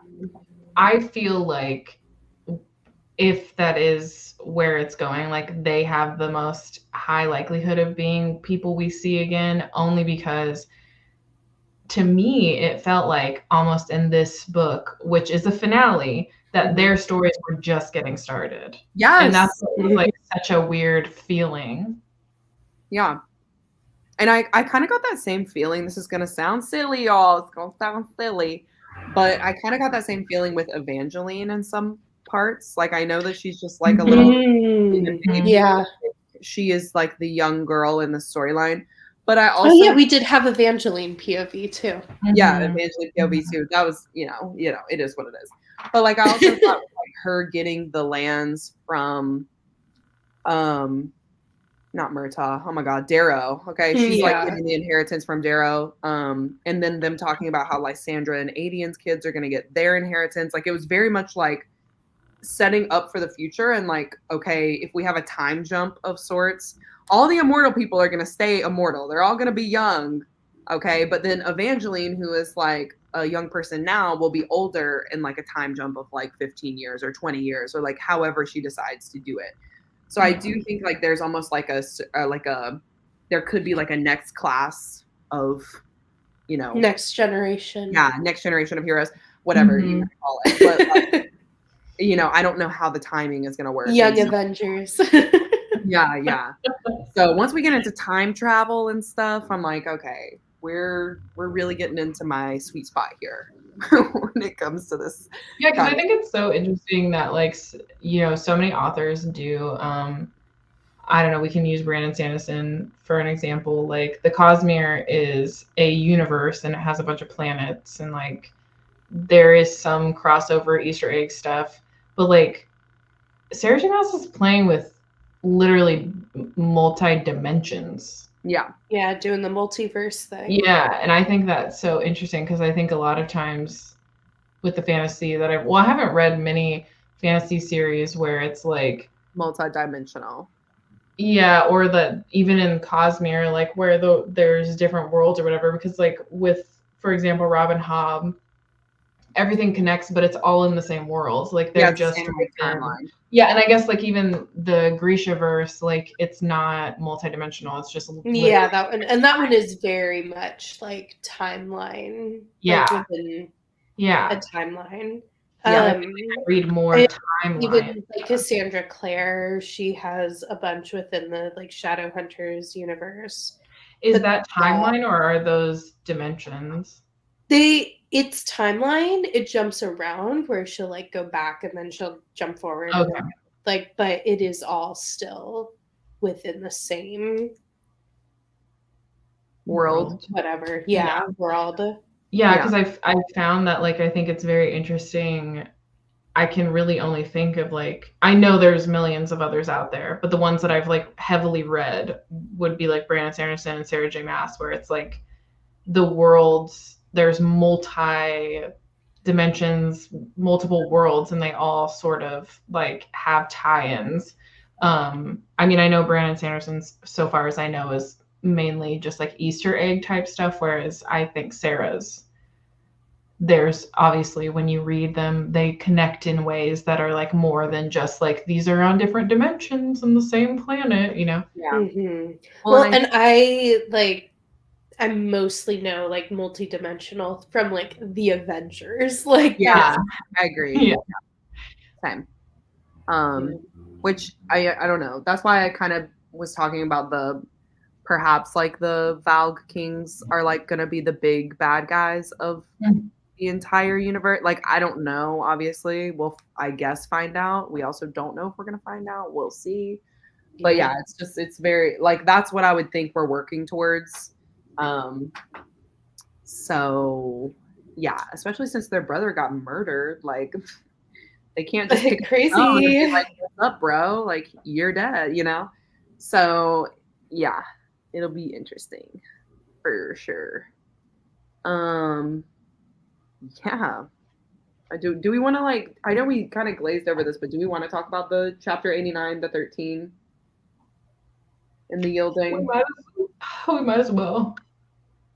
I think I'll just say like what is like obviously one of the most important parts is that by the end of that entire chapter, the flower is now growing in the waste. Mm-hmm. That little detail. The whole chapter got me, man. Petra's death dive with the Yellow Legs heir. Yeah, that was crazy. That was amazing. Yeah, that whole scene was just incredible. Like, not only was it very well written and shock after shock, right? But it's all from Manon's POV. Yep. Like, she's watching it happen, and she can't do anything because she's injured and Abraxos is injured. And at first you see it like, okay, shit, Abraxos is gonna die. He's gonna die. And I was like losing it at that. And then suddenly it's like, no, we gotta save him. We do it. We get Manon down. She's injured. Abraxos is injured. She doesn't want to leave Abraxos because she's scared of losing him. And then the 13 are like, all right, so we gotta go. Love ya. Yeah. Like, what? And they punch her in the stomach. Like assholes. Like assholes. And it's like a maneuver that they have practiced multiple times. Like that's the part that's killing me. It's like they know exactly how to go in and infiltrate this tower because they practiced it so much. But like without Manon, like they aren't gonna win, and they know they aren't. So they're like, the only other thing we can do is kind of like sacrifice ourselves. I know Astrid she was killed. She was a character made to like for you to love her, and then she was gonna always die. Like I always felt like Astrid was gonna die. I wasn't sure if Sorrel was gonna die just because she wasn't mentioned as much, but Astrid, I always was like, her character is literally written to be sacrificed, if not to sacrifice herself, for Manon, because she doesn't have anything to live for other than her cousin. you know. I always had the impression that what we were going to see is like a face-off between her and the grandma because of everything that because like even Manon says at one point, like, if anyone deserves to kill her, it's not me. And she always knew that, she always knew that she wouldn't be the one to do it. And so like the fact that Ashton was just like smiling as she was like, I'm gonna sacrifice myself because I gotta kill this bitch. And sacrifice is like such a big theme in all of SJM's books. Yeah. Like that big sacrifice type moment. Yeah. It's sacrifice or it's daddy issues. Well, well, and I'm like, it is sacrifice, but like it's not actually sacrifice. Like the 13 was a sacrifice because they are now dead. But like everybody else, I'm like, you guys didn't even die. Like, you're fine. The 13 hit really hard, especially like, I mean, Astron's whole storyline, the hunter. Yeah. The fact that she keeps bringing him up, you know what I mean? Like, I forget that she had a lover and she had a baby, and then all of a sudden she's like, don't forget. She has a brand, and like her baby was thrown out the window. Like, oh God. It's funny. I actually, every time I think of her character, that's the one thing I think of, because like the whole, one of the parts that makes her so human to you, I guess, because we, for a good portion of the books, are made to believe that the witches are not really human. I mean, I know no one in here is human, but like they're not really empathetic. They don't have humanity within them. Yeah. And so she was the one story that really stuck with me, because besides Abraxos, that story is when Manon is like, we have humanity. Like, you can love someone like that and like want a child like that and feel grief over the death of that child and that man that you loved. And she's like so perplexed by it, but she only knows that like her cousin is hurting, so therefore she's hurting. Yeah. And it's those little moments that like, that's why I like Manon's character arc too, because you see these small moments of like her not realizing how much she loves someone until that person is hurting in some way. Yep. And she's like, wait, Dorian, I kind of like you. Well, my favorite is Dorian just being like, you'll get there. You're figuring. Yeah, like he already knows. He's like, we're in love. Are you feeling something? Don't worry, you'll get there eventually. We are in love. No. He's like, oh, sorry, my bad. I'm still getting over Sorsha. Fuck that. He is one of the funniest characters, but also that Sorsha part. I think that was one of the things. I've said this before. I'll say it again. But like Dorian, I feel like sometimes his character would go backwards. That was when he would go backwards for me in this book. Yeah. Whenever he would say Sorsha, I'm like, sir, you've got a literal witch in your bed, okay? I like in the Discord was like, I'm sorry, but every time Dorian thinks about Sorsha, I just laugh because who even was she? Who even was she? I also think it's so funny because you're right. He has Manon, this witch, and even Evangeline. The moment she sees the witches, she goes, oh, "I want to be a witch." Yeah. Yeah, I love her. She's so good. She's so cute. What do you mean? Say who? What the? No. Yeah, but his character, like being read to in the audiobook, was just really funny. Like I liked him, especially the part when he is impersonating Irene, and Erewhon's doing like the classic villain thing where he's like explaining the whole plot, and you're like, yeah. You would never do this if you were an actual villain. You would just kill them. Like you wouldn't be like, ha ha ha, I'm going to win. Like no one cares. So, and then Dorian, of course, like changes back into himself, and he's like, I'm not Irene. Like, it's the way that the audiobook narrator said it. She was like, I'm not Irene. And I'm like, oh my God, you idiot, Erewhon. You couldn't even tell that wasn't Irene. You're so lame. Good. It was so good. The other part that really gave me a lot of joy was when Elide and Lorcan are together, and Lorcan is like crying. He's just like, I think you're my mate. And I was like,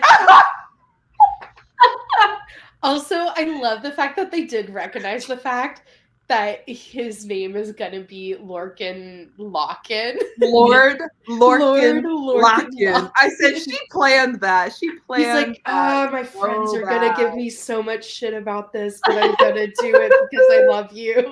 They really, I mean, and he's proud. He's proud Locken, okay? Oh man, he really turned it around, because at first I remember the first read through I was like, he's all right, like whatever. Like Elite is so much better than him. And like she's still better than him for sure, but like I like yeah. I like him a lot. I think more. all the women are better than the men. Oh, 100%. They're written to be better than the men. Which is funny, because I think in ACOTAR sometimes I'm like, I think the men are written better than the women, but okay. I was just gonna say that. I was like, she gave all of the personality to the women in this series and all the personality to the men in that series. Yeah. And so then I'm like, so is it women and men in Crescent City, or what is it? But yeah, you'll have to wait and see. I'm sure it is. I'm sure I'll probably like both of them. Let's be.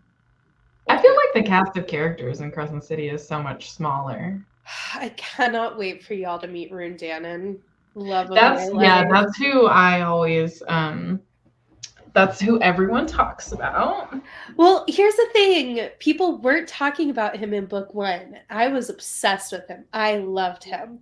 And then he got so popular in book 2. I read book 1 like literally the day that it was published, and that was during COVID. And so I just would like listen to it as I was walking outside, because I was losing my mind. And I don't really remember. Yeah, I don't really remember the book that well, except for like major things. Yeah. Well, it's a big one. And we'll get into that when we read it together. I mean, he's giving morally gray character, which is my favorite kind of character. So who, Rune Dannon? Yeah, like I don't know if that's who he is. Like I said, don't know anything about anybody. You'll see. But he looks good. I'll say that. I'm like, he looks like love of my life. Can I say what the one thing we haven't talked about is the true heroes of this book and this the little folk series. The little folk.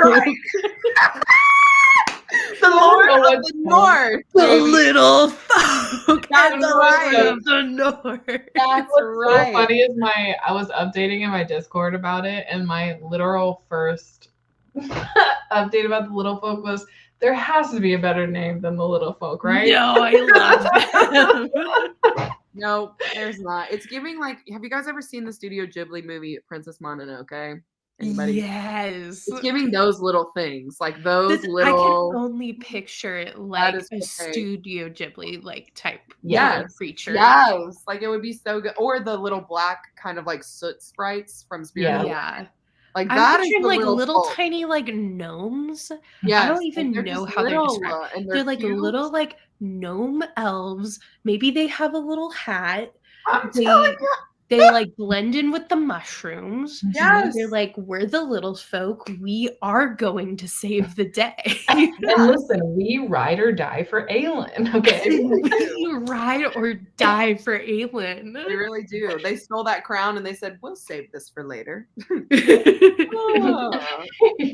will say the Lord of the North is definitely giving Shadow and Bone. Like I don't know when we decided the stag was like the, you know what I mean? Like the powerful thing. I have this stuff written down, and I'm going to be doing some research on folklore, because I feel like the stag is there's probably some story out there about stag is, I mean, you see it so much in fantasy between Shadow and Bone. And that between other big series. Harry Potter. Series. Yeah, exactly. So I'm just like, okay, Lord of the North, I thought he might have had a bigger plot in the beginning, but then he just ended up being like part of the. I feel like there's another one that has like a big stag type. I feel like it's very common. I just can't at this time. Princess Mononoke has a stag. Okay, I'll say that. True. I think it's something like they're kind of protectors of the forest. Type they're like deal. the forest. Also, I think it also has something to do with them being ethereal, because of they have to. Thank God. Ethereal like Bambi. Yes. Like No, ethereal and Why would you bring up Bambi? sorry. I love that's exactly where your brain went. It's just like ethereal Bambi. Okay, Even got the it. little baby, like the little, little ferrets and things. They're like the little folk. Anyway. Yeah. Continue. I'm sorry. I don't remember what I was gonna say, but yes, just like you said the ethereal. You said the ethereal. It being the ethereal. Oh yeah, I think like Catherine said, it's they're protectors of the forest. They're ethereal. Like when you think of like an elusive creature, you think of stags and deer and stuff like that. Yeah. Yes. They're strong, but they're silent. Yeah. Strong and silent type. Yes. Yeah, they're the strong silent type. I personally in fantasy books love the POV of like the little folk, and like whenever it's like fae related, if there are goblins or like little tiny folk or like the Lord of the North character, like I like those storylines where like we learn more about that history. And I think like in Sarah J. Maas books we get robbed of that a lot. We get robbed of that world building. They were there as a plot device to be like, shoot, I need some way for them to be brought to safety. The little folk. The little folk. And and we know that about her. She does like convenient stuff. Like, it is what it is. But I love them. I did too. Every time we were on. Those ones, I want the novella about the little folk. I want the little folk. It's so funny because when you add in stuff like that too, it makes it feel more of a fantasy world, which is such a weird thing. But it does. That's what I'm saying. You cannot have a fantasy book without little folk. Sorry, you reminded me because you said Faye, and I think you said, did you say Holly Black? I don't know. But anyway, did you know that? What is that? What? This is a trilogy? So this is a graphic novel, a fairy graphic novel trilogy by Holly Black. And I was in the bookstore and I saw it and I was like, is it set in Cruel Prince world? I don't know. Because I never finished it, so I don't know. It doesn't say anything about that though. Well, because I know her other series also takes place. She's a couple different series that take place in that world. Maybe. That's also another reason why I love Cruel Prince, because like I feel like we really get into like that fairy world. Like it's not just like fae people who are hot and look like humans. Like it's actual people with like tails and stuff. No, I love. They're so weird. Me too. They're so weird. Little hooves. They have fur. They're mean. Which is how they are. They're mean. They're not nice. Okay. Yeah, like, she like gets into the nitty gritty of like the like fae type creatures and the like like the different kingdoms and stuff, which is I could go on about Miss Holly. So good. But there is another type of being on this, I don't know what to call it, a race maybe, I don't know, in this world that I did want to have more information about and would be interested if something comes out later. I don't know, but it's the fae that lived in Terrasen but left when magic left, and then they got with the wolf riders in the north. Okay, you guys remember them? Yeah, I think about them and I wonder. I'm having a hard time because I'm reading another series that involve fae and elves right now. They come through the portal. That's right. And they come and help save the day. And really, another convenient plot point, convenient, because we don't know anything about them. I've never even heard about them. Like, obviously, we knew Faye lived in Terrasen before, but like, who are the Wolf Riders? Who are those guys? Listen, not to bring Shadow and Bone. You always know when she says not to bring. Yeah, like, 3 words are going to be I resisted earlier. I was going to. You can't have a live show without you doing it. I was going to, and like we were like 10 minutes in, and I was like, I can't, not yet. I've got to resist. It was about Dorian's character arc, and I was like, listen, him and Nikolai, they have very similar character arcs. I love that character though. They're crazy, and I love that kind where it's like the prince who's like, you know, little happy-go-lucky, little nothing can touch me. Yeah. Remember when we supposedly got a duology about Nikolai? That wasn't actually. I don't want to talk about that, and I don't recognize that as any part of that series. I'm sorry. I don't. Hold up. I don't. Hold up. You cannot. No, listen. I love her. I know what you're gonna say. I love her. Okay. My queen. Yeah. Yes, I'm happy that she's happy. Okay, I love her. Well, but Nikolai got robbed. Yeah, I think they should have advertised it a little bit differently. As not Nikolai's story. Yeah. No, for sure. It was like 3 stories. It was like 3 main. The pacing was off, and I think there was something there was something that could have been done. And I'm gonna reread them all this year, so I'll tell you how. But. One of the biggest disappointments. I'm telling you, she had an opportunity there, and I'm like, oh God, why? Anyway, listen, we don't have to talk about that. I know. Listen, I can just hear Catherine going, put them up, buddy. But yeah, back to this series. This series, okay. Yeah, I know. What a big whoop-de-doo, you know?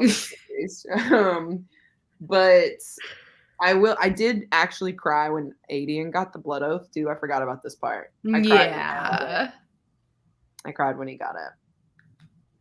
And I love that she waited to give Gabriel like that whole like thing of like I love that he was like, why didn't she offer it to me? She's like, because I want to offer it to your son first. He's like, no, I get it. I know. I just feel like we were so robbed of Adian and Aylin's relationship in this book. And it bothered me a little bit in the reread. I was like, they're supposed to be besties. I know. Yeah. And he spends half of it like mad at her. And I'm like, bruh. Yeah. I was really I get it. Your men are being decimated. They're falling apart. You're losing your sword. Not your stick. Your sword, your girl, your people. Your daughter/sister. Like, we don't know who. But I also think, like, my impression was that all of that is true. But I think his bigger issue is that, like, Aylin has never.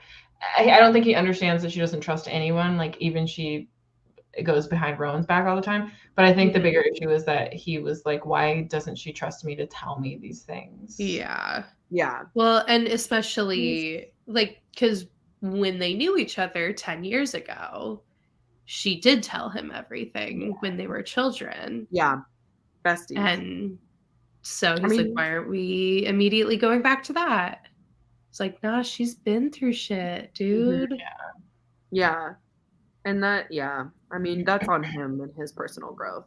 I don't even think I don't think he did a little character arc, like a tiny one in this book, but he was pretty much the same character the whole.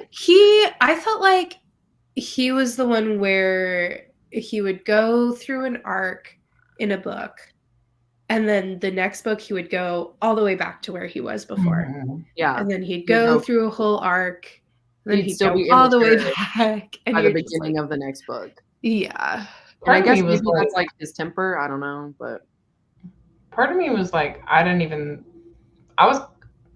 know this is controversial. I was kind of hoping that Lysandra would just dump him, just be done. Yeah. I thought she was. Yeah. When he embarrassed her, but I guess. Yeah. No.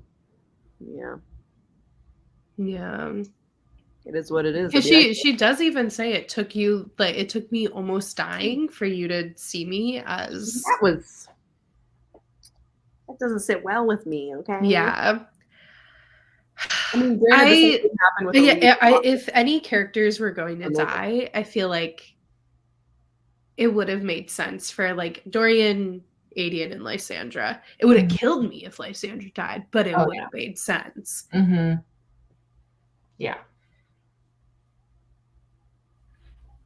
Yeah, I for sure, Dorian and Adian were definitely the two that I thought were gonna for sure die when I started this. The read of this, but yeah.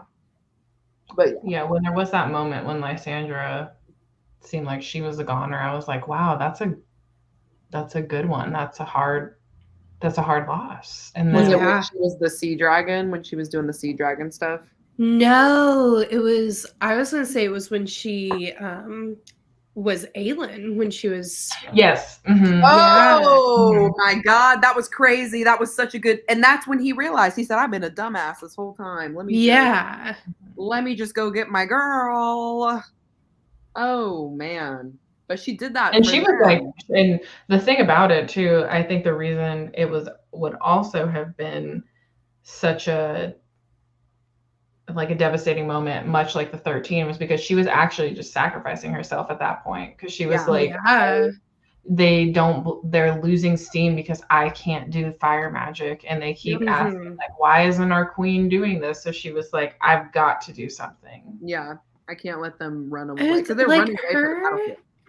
Yeah, she literally, like, she starts off the books as literally a courtesan who's never been trained in any of this. She was never trained in battle. She knows, like, basic self-defense, but she doesn't know this too.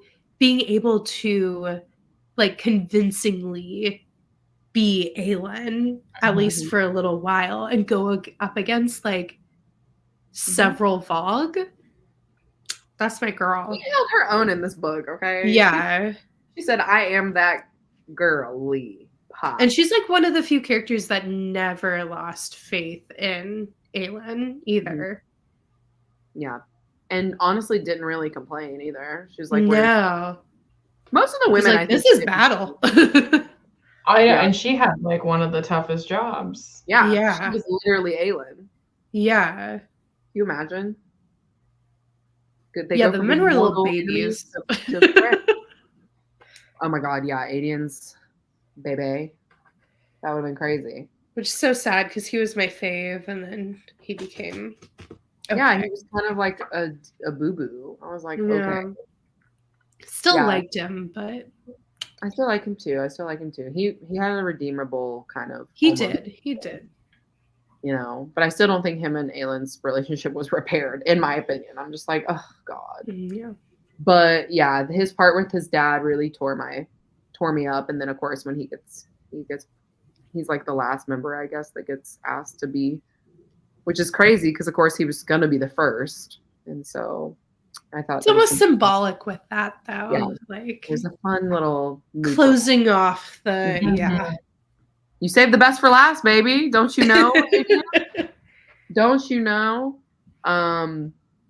But yeah, lots of like really bittersweet things in the end there. Obviously, the part when everyone starts leaving, so sad. I was just like, oh, everybody's gonna go. They graduated. They're gonna go off and go to college now. Oh, no. I thought a cool part was when Irene's talking about making a northern Tory Chisme. That part was really cool. Because obviously, you know, there are going to be Fae coming out and trying to be healers and stuff like that. So they're going to need to be trained. Okay, they're going to need to be trained. Yes. I feel like that's something that might be important to pay attention to for future books. I think so too, just because of what he said, Erewhon said about her. So, yeah. Like she's obviously got some power there, and he's like, I think he said that they needed like multiple healers to open the gates, but with her power, like she's just so powerful, like you would only need her. So I thought that was interesting, very interesting. And then of course, you know, everybody else going off on their own ways. Nesrin's getting her Empress throne. Listen, I was rooting for that for her. I was like, thank God.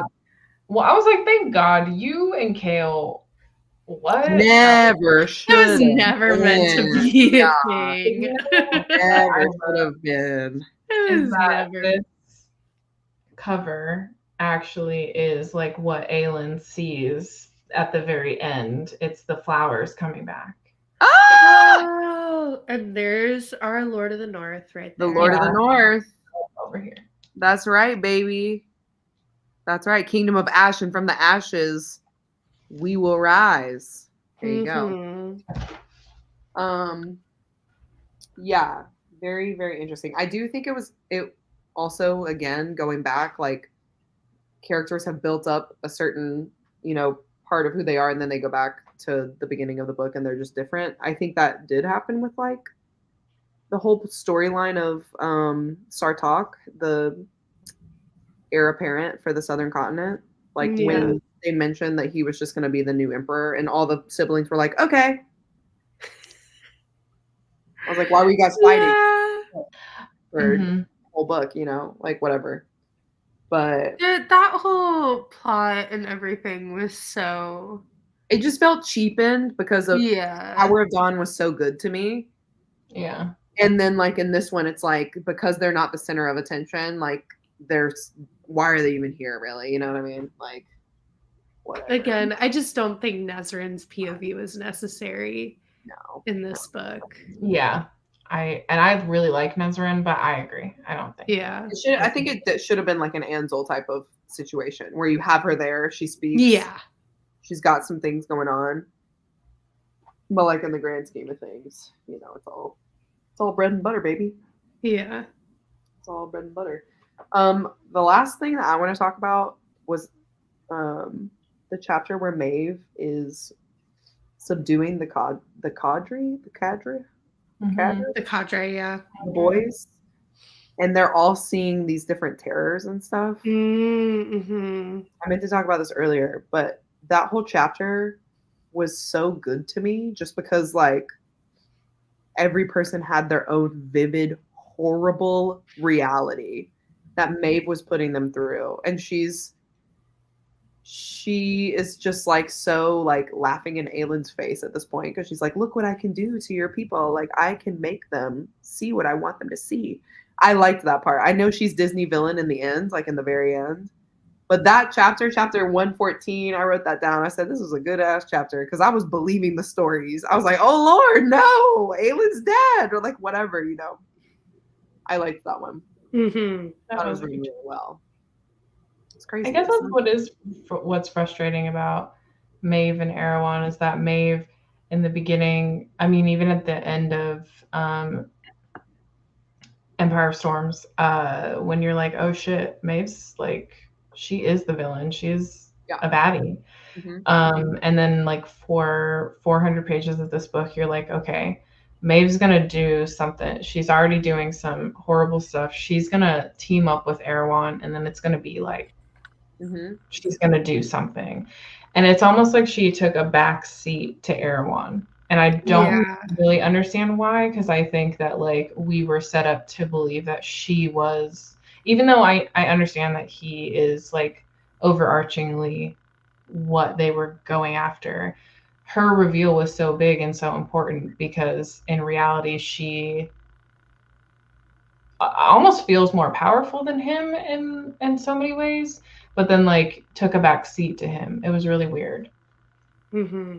Yeah, I mean, I don't want to read too far into it because I think it just is, like, the way that she wrote it, but, like, in my brain it would make sense because Maeve was, like, she was used to taking a backseat with her husband, right? So, like, in my head, like, that's how I explain that, but I don't know if Sarah J. Maas was thinking that when she wrote it like that. Like, I think she just, in her brain, she probably just wanted to separate them so that she could have each person be taken down individually in that, like, final battle, basically. Yeah. Cheapened, okay? Cheapened. Yeah. Yeah, I think that's pretty much all I gotta say. Other than I wish we had seen more pirates, but, like, I don't know why. I thought the pirates had such a bigger plot line in this series. Yeah, they were real minor. Yeah, like now that I'm thinking about it, I'm like, was I just reading Shadow and Bone at the time? And I was just like I made up a pirate plot line that did not happen in this series at all. And I don't want to say it because it might happen in like another series. I don't know. But I love a pirate plot line. More pirate plot lines. Me too. And then I was like, is this a plot line that I had written like into a book? Was that what I did? So now I'm confused. I'm like going through all my stuff because maybe I'm like, you need to write that plot line. No, like like every 7-year-old child who's interested in fantasy, we all start our fantasy books at a young age. So like I, at that time had written like a tiny little thing and I had pirates and I was like, did I write that? So now I'm confused, but I thought the pirates had such a bigger plot line in this series and they didn't. The Mycenaeans, which is another Greek reference. Yep. But yeah, no, they didn't do nothing. Rolf's voice in the audiobook was so interesting. I love that he was like, yeah, I'm just going to stick around. Yeah. Yeah. Why not? Like, we'll see. You haven't seen the last of me. I'm like, okay. Sure. He's cool, though. I like his tattoos. Okay, his hand tattoos. He's cool. Yeah, his tattoo's cool. He's a cool guy.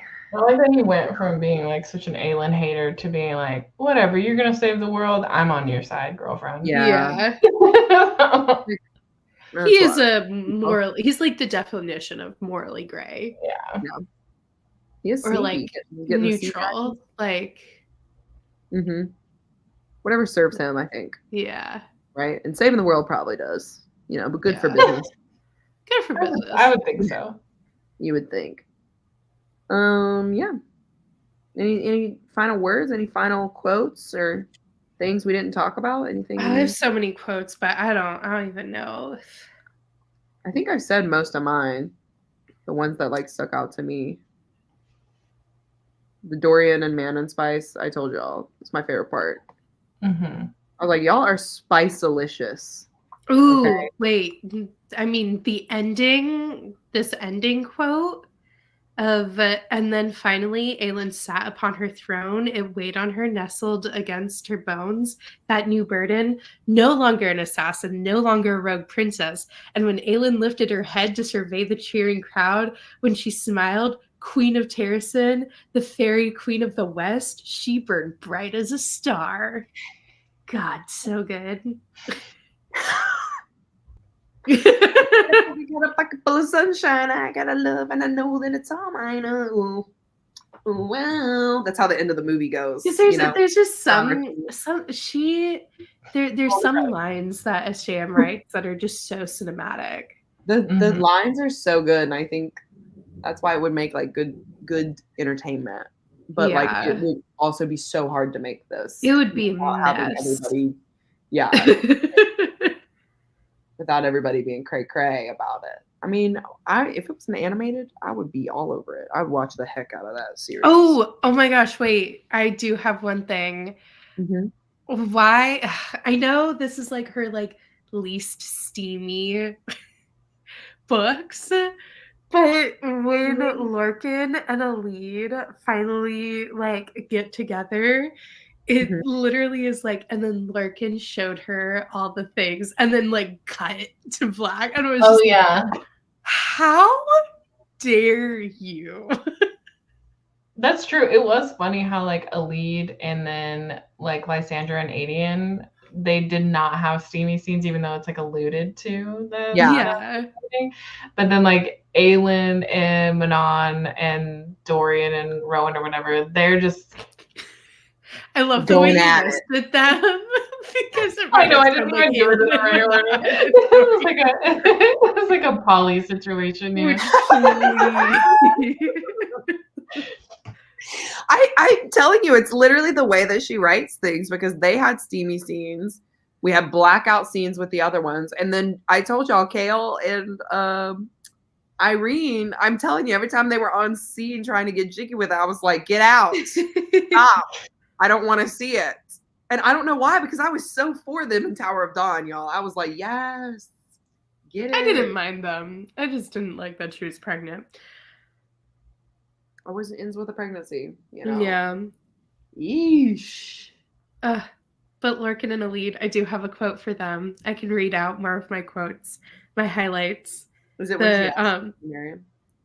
The ending when it's like, asked me to stay was all he said. Her heart began racing. Stay, she whispered.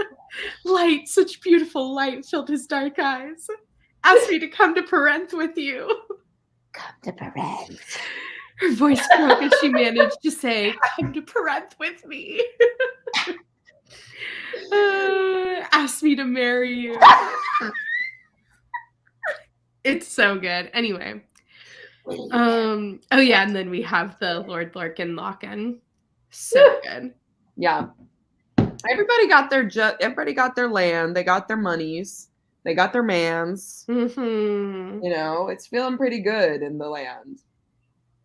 You know, we have lots of weddings going on. Good. So many one weddings. thing I did think after the fact, I was like, so what happens when somebody gets like, they're never going to be together like this again, like everyone like this, unless there's like another world war, essentially. Because like all the kings can't go and see each other. Like what would happen in the kingdoms? They just fall apart, right? Because it takes like months in some cases to go from like the southern continent to Terracin. But that's like the found family like thing is like that's what makes it so bittersweet is in the end it's they do all go their separate ways. They should have a ball once a year where everyone just goes and gets together and then it gets attacked. in LA in the middle sort of, you know, I don't know, wishful thinking. So good. Yeah, it was good. God, this book is so long. It really is, especially when you've got the 5,000 page count, you know? It's just keeps on. Yeah, using. The one thing that's crazy is this takes place in under a year. Oh, yeah. What? There was something that... Like, she's not even 20. Her birthday was still months away. That's what I was thinking of. I was like, there's a quote where it says... I was like, what? I read that and I was like, no. Yeah, I know. Well, she feels like she's 20. She feels like she's 35, you know? Yeah. Like, she's lived the whole entire life up to this point. Yeah. That did kind of reset me, too. I was like, hold up, this child's 19? And she's getting with Rowan like this? Okay. That's probably why they blacked out Alid's scenes. How old is Alid? 16? No, she's older. She's older than Aelin? Yeah, I think they said something and she's like supposed to be like 21. That was rude of them. I know. I'll say it. But again, I don't like to think about the ages too much because like if we think about it. Oh no, Lorcan is the same age as Gavriel, who is Gavriel's old man. Father. He's old. Yikes. Like we don't think about ages. We don't talk about Bruno. No. That's it, y'all. That's what I got. Here, I have a good quote that Steph will love. What is it? Bring the people home. It's Dorian. So Dorian's POV. The king I wish to be is the opposite of what you are. He gave Maeve a smile, and there is only one witch who will be my queen. Maeve really thought she was getting with this man, and it's so embarrassing. How embarrassing for her. Ooh, I think one thing we didn't really mention with the Rowan and Aelin's like reunion, I love that he like gave her the space of like like you could feel him vibrating with the like I want to touch you, I want to hold you, like but he's like I can't do that because I have no idea what she's been through. And I love him for that. I do. I think like I was already really liking Rowan and Empire Storms, but this book like solidified that I now understand why people are Rowan stans. I understand. Yeah. When he turned a man into a bloody splinter, I was like, yes, my man. Listen, when he skinned Kane alive, I was like, yeah. Yes. Yes. Go off, King. Like, do what you gotta do, my brother. My brethren. Do it if you've got to do it. So good. That was funny because then he goes back and he's like, oh yeah, by the way, I skinned him. Sorry. Yeah, he was like, I would have left him to you, but like we needed to make sure that Like he was like, I just didn't care to. I'm sorry, I had to kill him in that moment. Also when they kill Vernon. Oh cool. Yes. That's like honestly a horrible way to die. Yeah. Just like slowly starving to death. I was like, well, cask of whatever. What's that one? Cask of the ale. A meal. That story. It's like an Edgar Allan Poe story. I don't know the titles of his stuff, but I know which one you're talking about. Like the story. Where the guy's like, here, come see all my wine barrels. Oh, I'm just gonna brick you in. It's also in the Cask of Amontillado. There we go. There we go. It's essentially what happens in the House of Usher too, the show. Yeah, there we go. Yeah. Yeah. You know what I'm talking about. Yeah, I knew what it was. It's just there's no way I can recall this name. I'm not going to say it out loud, you know? My brain was like, say it out loud. Out loud. Say it. Y'all, I almost bought like the ColourPop Twilight collection. Girl. You're preaching to the choir. I sent that to Stephanie. I said, how did we miss this? How did we miss this? How did we the Twilight fans like I cannot. I was gonna make a joke earlier about how you were saying that us readers would write books, you know, when we were younger or whatever, and I wanted to joke about how I actually plagiarized Twilight. And we all wrote the Twilight plagiarism and said it was us. Yeah, so like I started writing I started writing a book and I was like, man, this is going to be so good. Like, this is so good. I was on my Twilight high, didn't realize I was just fucking plagiarizing. Not even fan fiction, just plagiarizing. Just like, I was just changing up names. Replacing the names, but everything else is I was reading it back and I was like, I would love to read that. Can we just get that somewhere? I don't know where it is. Maybe it's on a yeah, Manon and Dorian had some spicy moments. Yeah, girl, I'm telling you, I was living for it. They had one of the best times in this book. I was like, finally, God, I've been waiting for this. And so did Aelin and Rowan. Damn. For this. It's because she had already written Mist and Fury, so she was like, oh, I can write this kind of stuff and people love it. So why not? The sheathing of the sword. Yeah. Exactly. Velvet wrapped steel. Exactly. How did you know? Okay, let's transition here. We're gonna go into the end of the live show and also what we have coming up, because obviously you guys know we're gonna be starting ACOTAR. Okay, and I got a little schedule here for us. Take your screenshots now. Okay, this is our oh wait, no, not that one. Just this is our schedule for ACOTAR. Can I inline? Oh, is that working? Oh God, no. I mean, yeah, I guess that's the next one. So like A Court of Thorns and Roses. We're gonna start that immediately, like literally today. Like tonight, we're gonna start it, and then the live show. I have so many other things. We have so many other things. Yeah, the live show is gonna be in 2 weeks. So essentially, the schedule for this one is just gonna be: we'll have 2 weeks for A Court of Thorns and Roses, 2 weeks for A Court of Mist and Fury, and then we'll have a 3-week for reading for A Court of Wings and Ruin, and then Frost and Starlight and Silver Flames will both be read for the same live show, but the way in which you read it should be A Court of Frost and Starlight first, and then A Court of Silver Flames, with the live show being the end of March. And then after that, we'll go into Crescent City. It's going to be a fun time.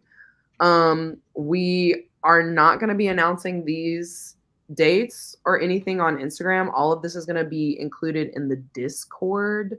So if you guys aren't in Discord, like aren't in the Discord for this lovely read along, definitely join. The information for that is going to be down below in the description box. So please join, because that's where all the updates for the rest of the live shows are going to be held.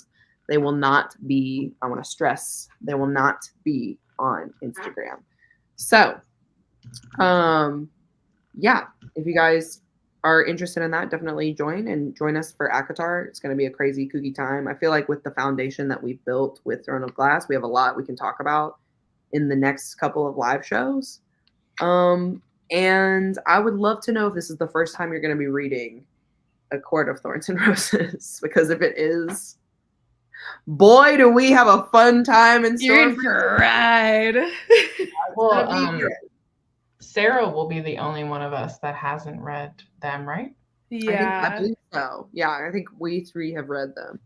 We will have to be very good about spoilers. I'm talking like, guys, we know who she's going to like, okay? We know who she's going to like, and we know what's... Well, we know she's not, knowing Sarah. I don't know. I'm excited to see her reactions. I'm excited. She could just DNF it and be over it, you know? I don't know. Yeah. I don't know. I hope not. Yeah, I mean, I hope not too. I hope she enjoys this one. But yeah, she will be joining us for the next live shows. They're all going to be hosted on the Roomies channel, so like our channel. And they will all be, you know, at the same time, unless something happens and we have to cancel it, which, you know, that happens, whatever, normal life. But they usually are 6:30 p.m. PST, 9:30 p.m. EST on Sundays. So with this fun schedule, we'll get through it. And then we'll move on to Crescent City, which I know we're all excited about. Yeah. I feel like I'm so excited for y'all to read it. I honestly can't wait. Edition. I said I pre-ordered my Target edition. I pre-ordered my Walmart edition, and it was kind of confusing. I was like, this wasn't made for book pre-orders, was it? Because the way they had their system set up, I was like, they all even know what you're selling? Like, I don't know. But I'm like shocked that Walmart got that one. Girly Pop. And it's almost, I want to say the spoiler that I had to throw my phone. It was literally after I pre-ordered that book on my phone. Yeah. Then I got the spoiler like literally that day. And I was like, fudge. Yeah. What the heck? So now I'm like, I'm not looking up anything. Like, I'm being so strict about it now. So I wish I think it's Australia. Stop. They're doing little booklets. It's either Australia or the UK. They're doing Waterstones. They're doing booklets of the different endings, chapter endings.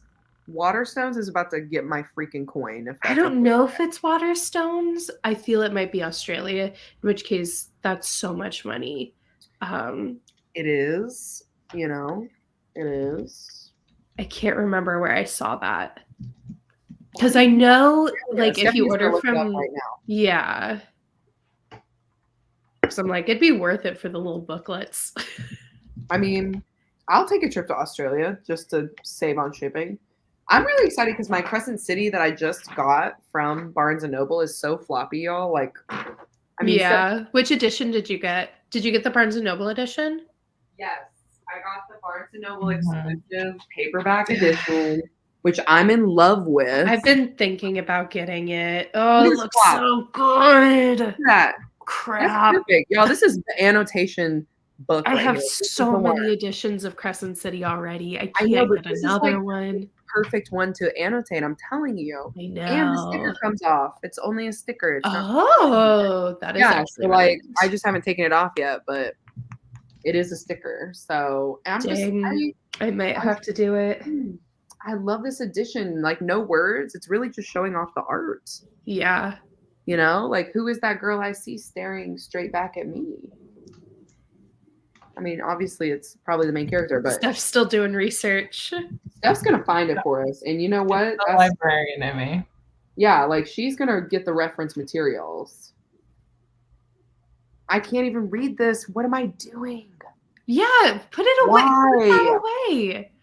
I'm just What are you excited. doing? I love to annotate. It's gonna be so fun.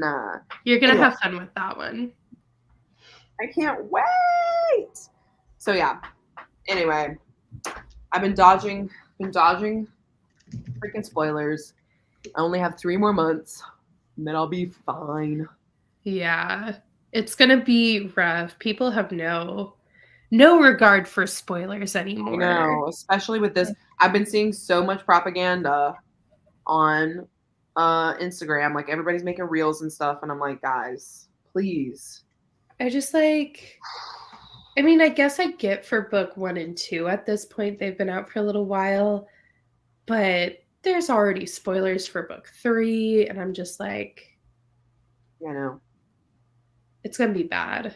I can't wait for you to read it though, and then you can tell us if it's all. I'm calling out at work. Me, the manager, calls out of work. I mean, what? Hello? That'd be crazy. I would never do that. It's gonna happen, probably. It's gonna happen. Yeah. So it's just me stalling to see if Steph will find the info. Sorry. You know? Probably many sources at this point. Yeah, because a lot of like special edition things keep getting brought up. But it's not like the pamphlets. Mm-mm. Well, maybe we can ask our Australian friends and see. Oh, wait. I'll just message Vish. Be like, hello. It like literally popped up for a second and then it disappeared. Because here's Blackwell's. Yeah, Blackwell's has, it has a bonus chapter booklet. So I feel like it might have been Waterstones. Okay, let's see. I didn't actually type in Waterstones. Let's see. Christine, don't look because there's going to be spoilers. I am not going to look up. Me and Steph have already been spoiled, so it doesn't matter at this point. Put that thing back where it came from. I have the freaking Monsters Inc. songs stuck in my head. Anyway. Like it's gotta be.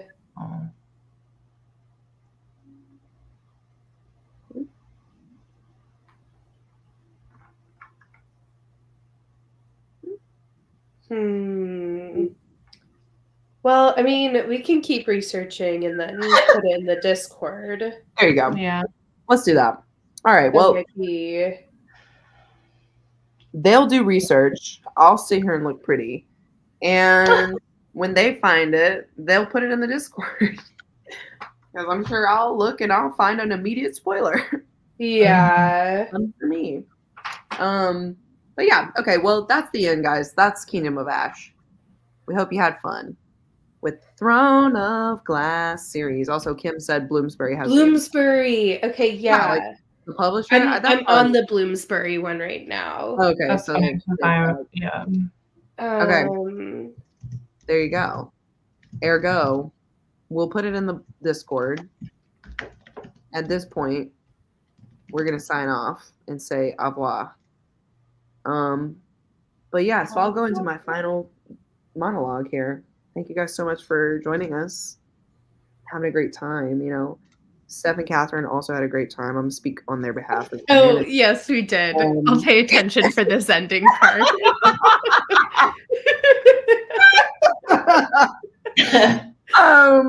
We're all gonna see you guys in 2 weeks, which will be so much fun. Have fun with ACOTAR. Get up in the Discord. I'm gonna put up the channels tonight for ACOTAR and for Crescent City because some people are reading that, aka Catherine. What? Who would do that? That's so weird. Is reading it now to have the release of the new Crescent City, which is totally fine, totally great. So all those channels will be up if you guys want to discuss it in Discord.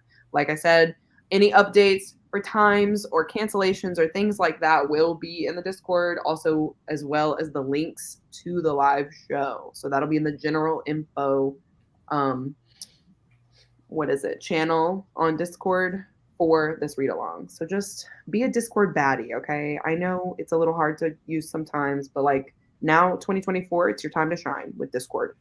So anyway, as always, have fun, keep on reading, and we will see you guys in the next one. Thank you so much for joining. We love ya. We love ya. Bye. Bye-bye now.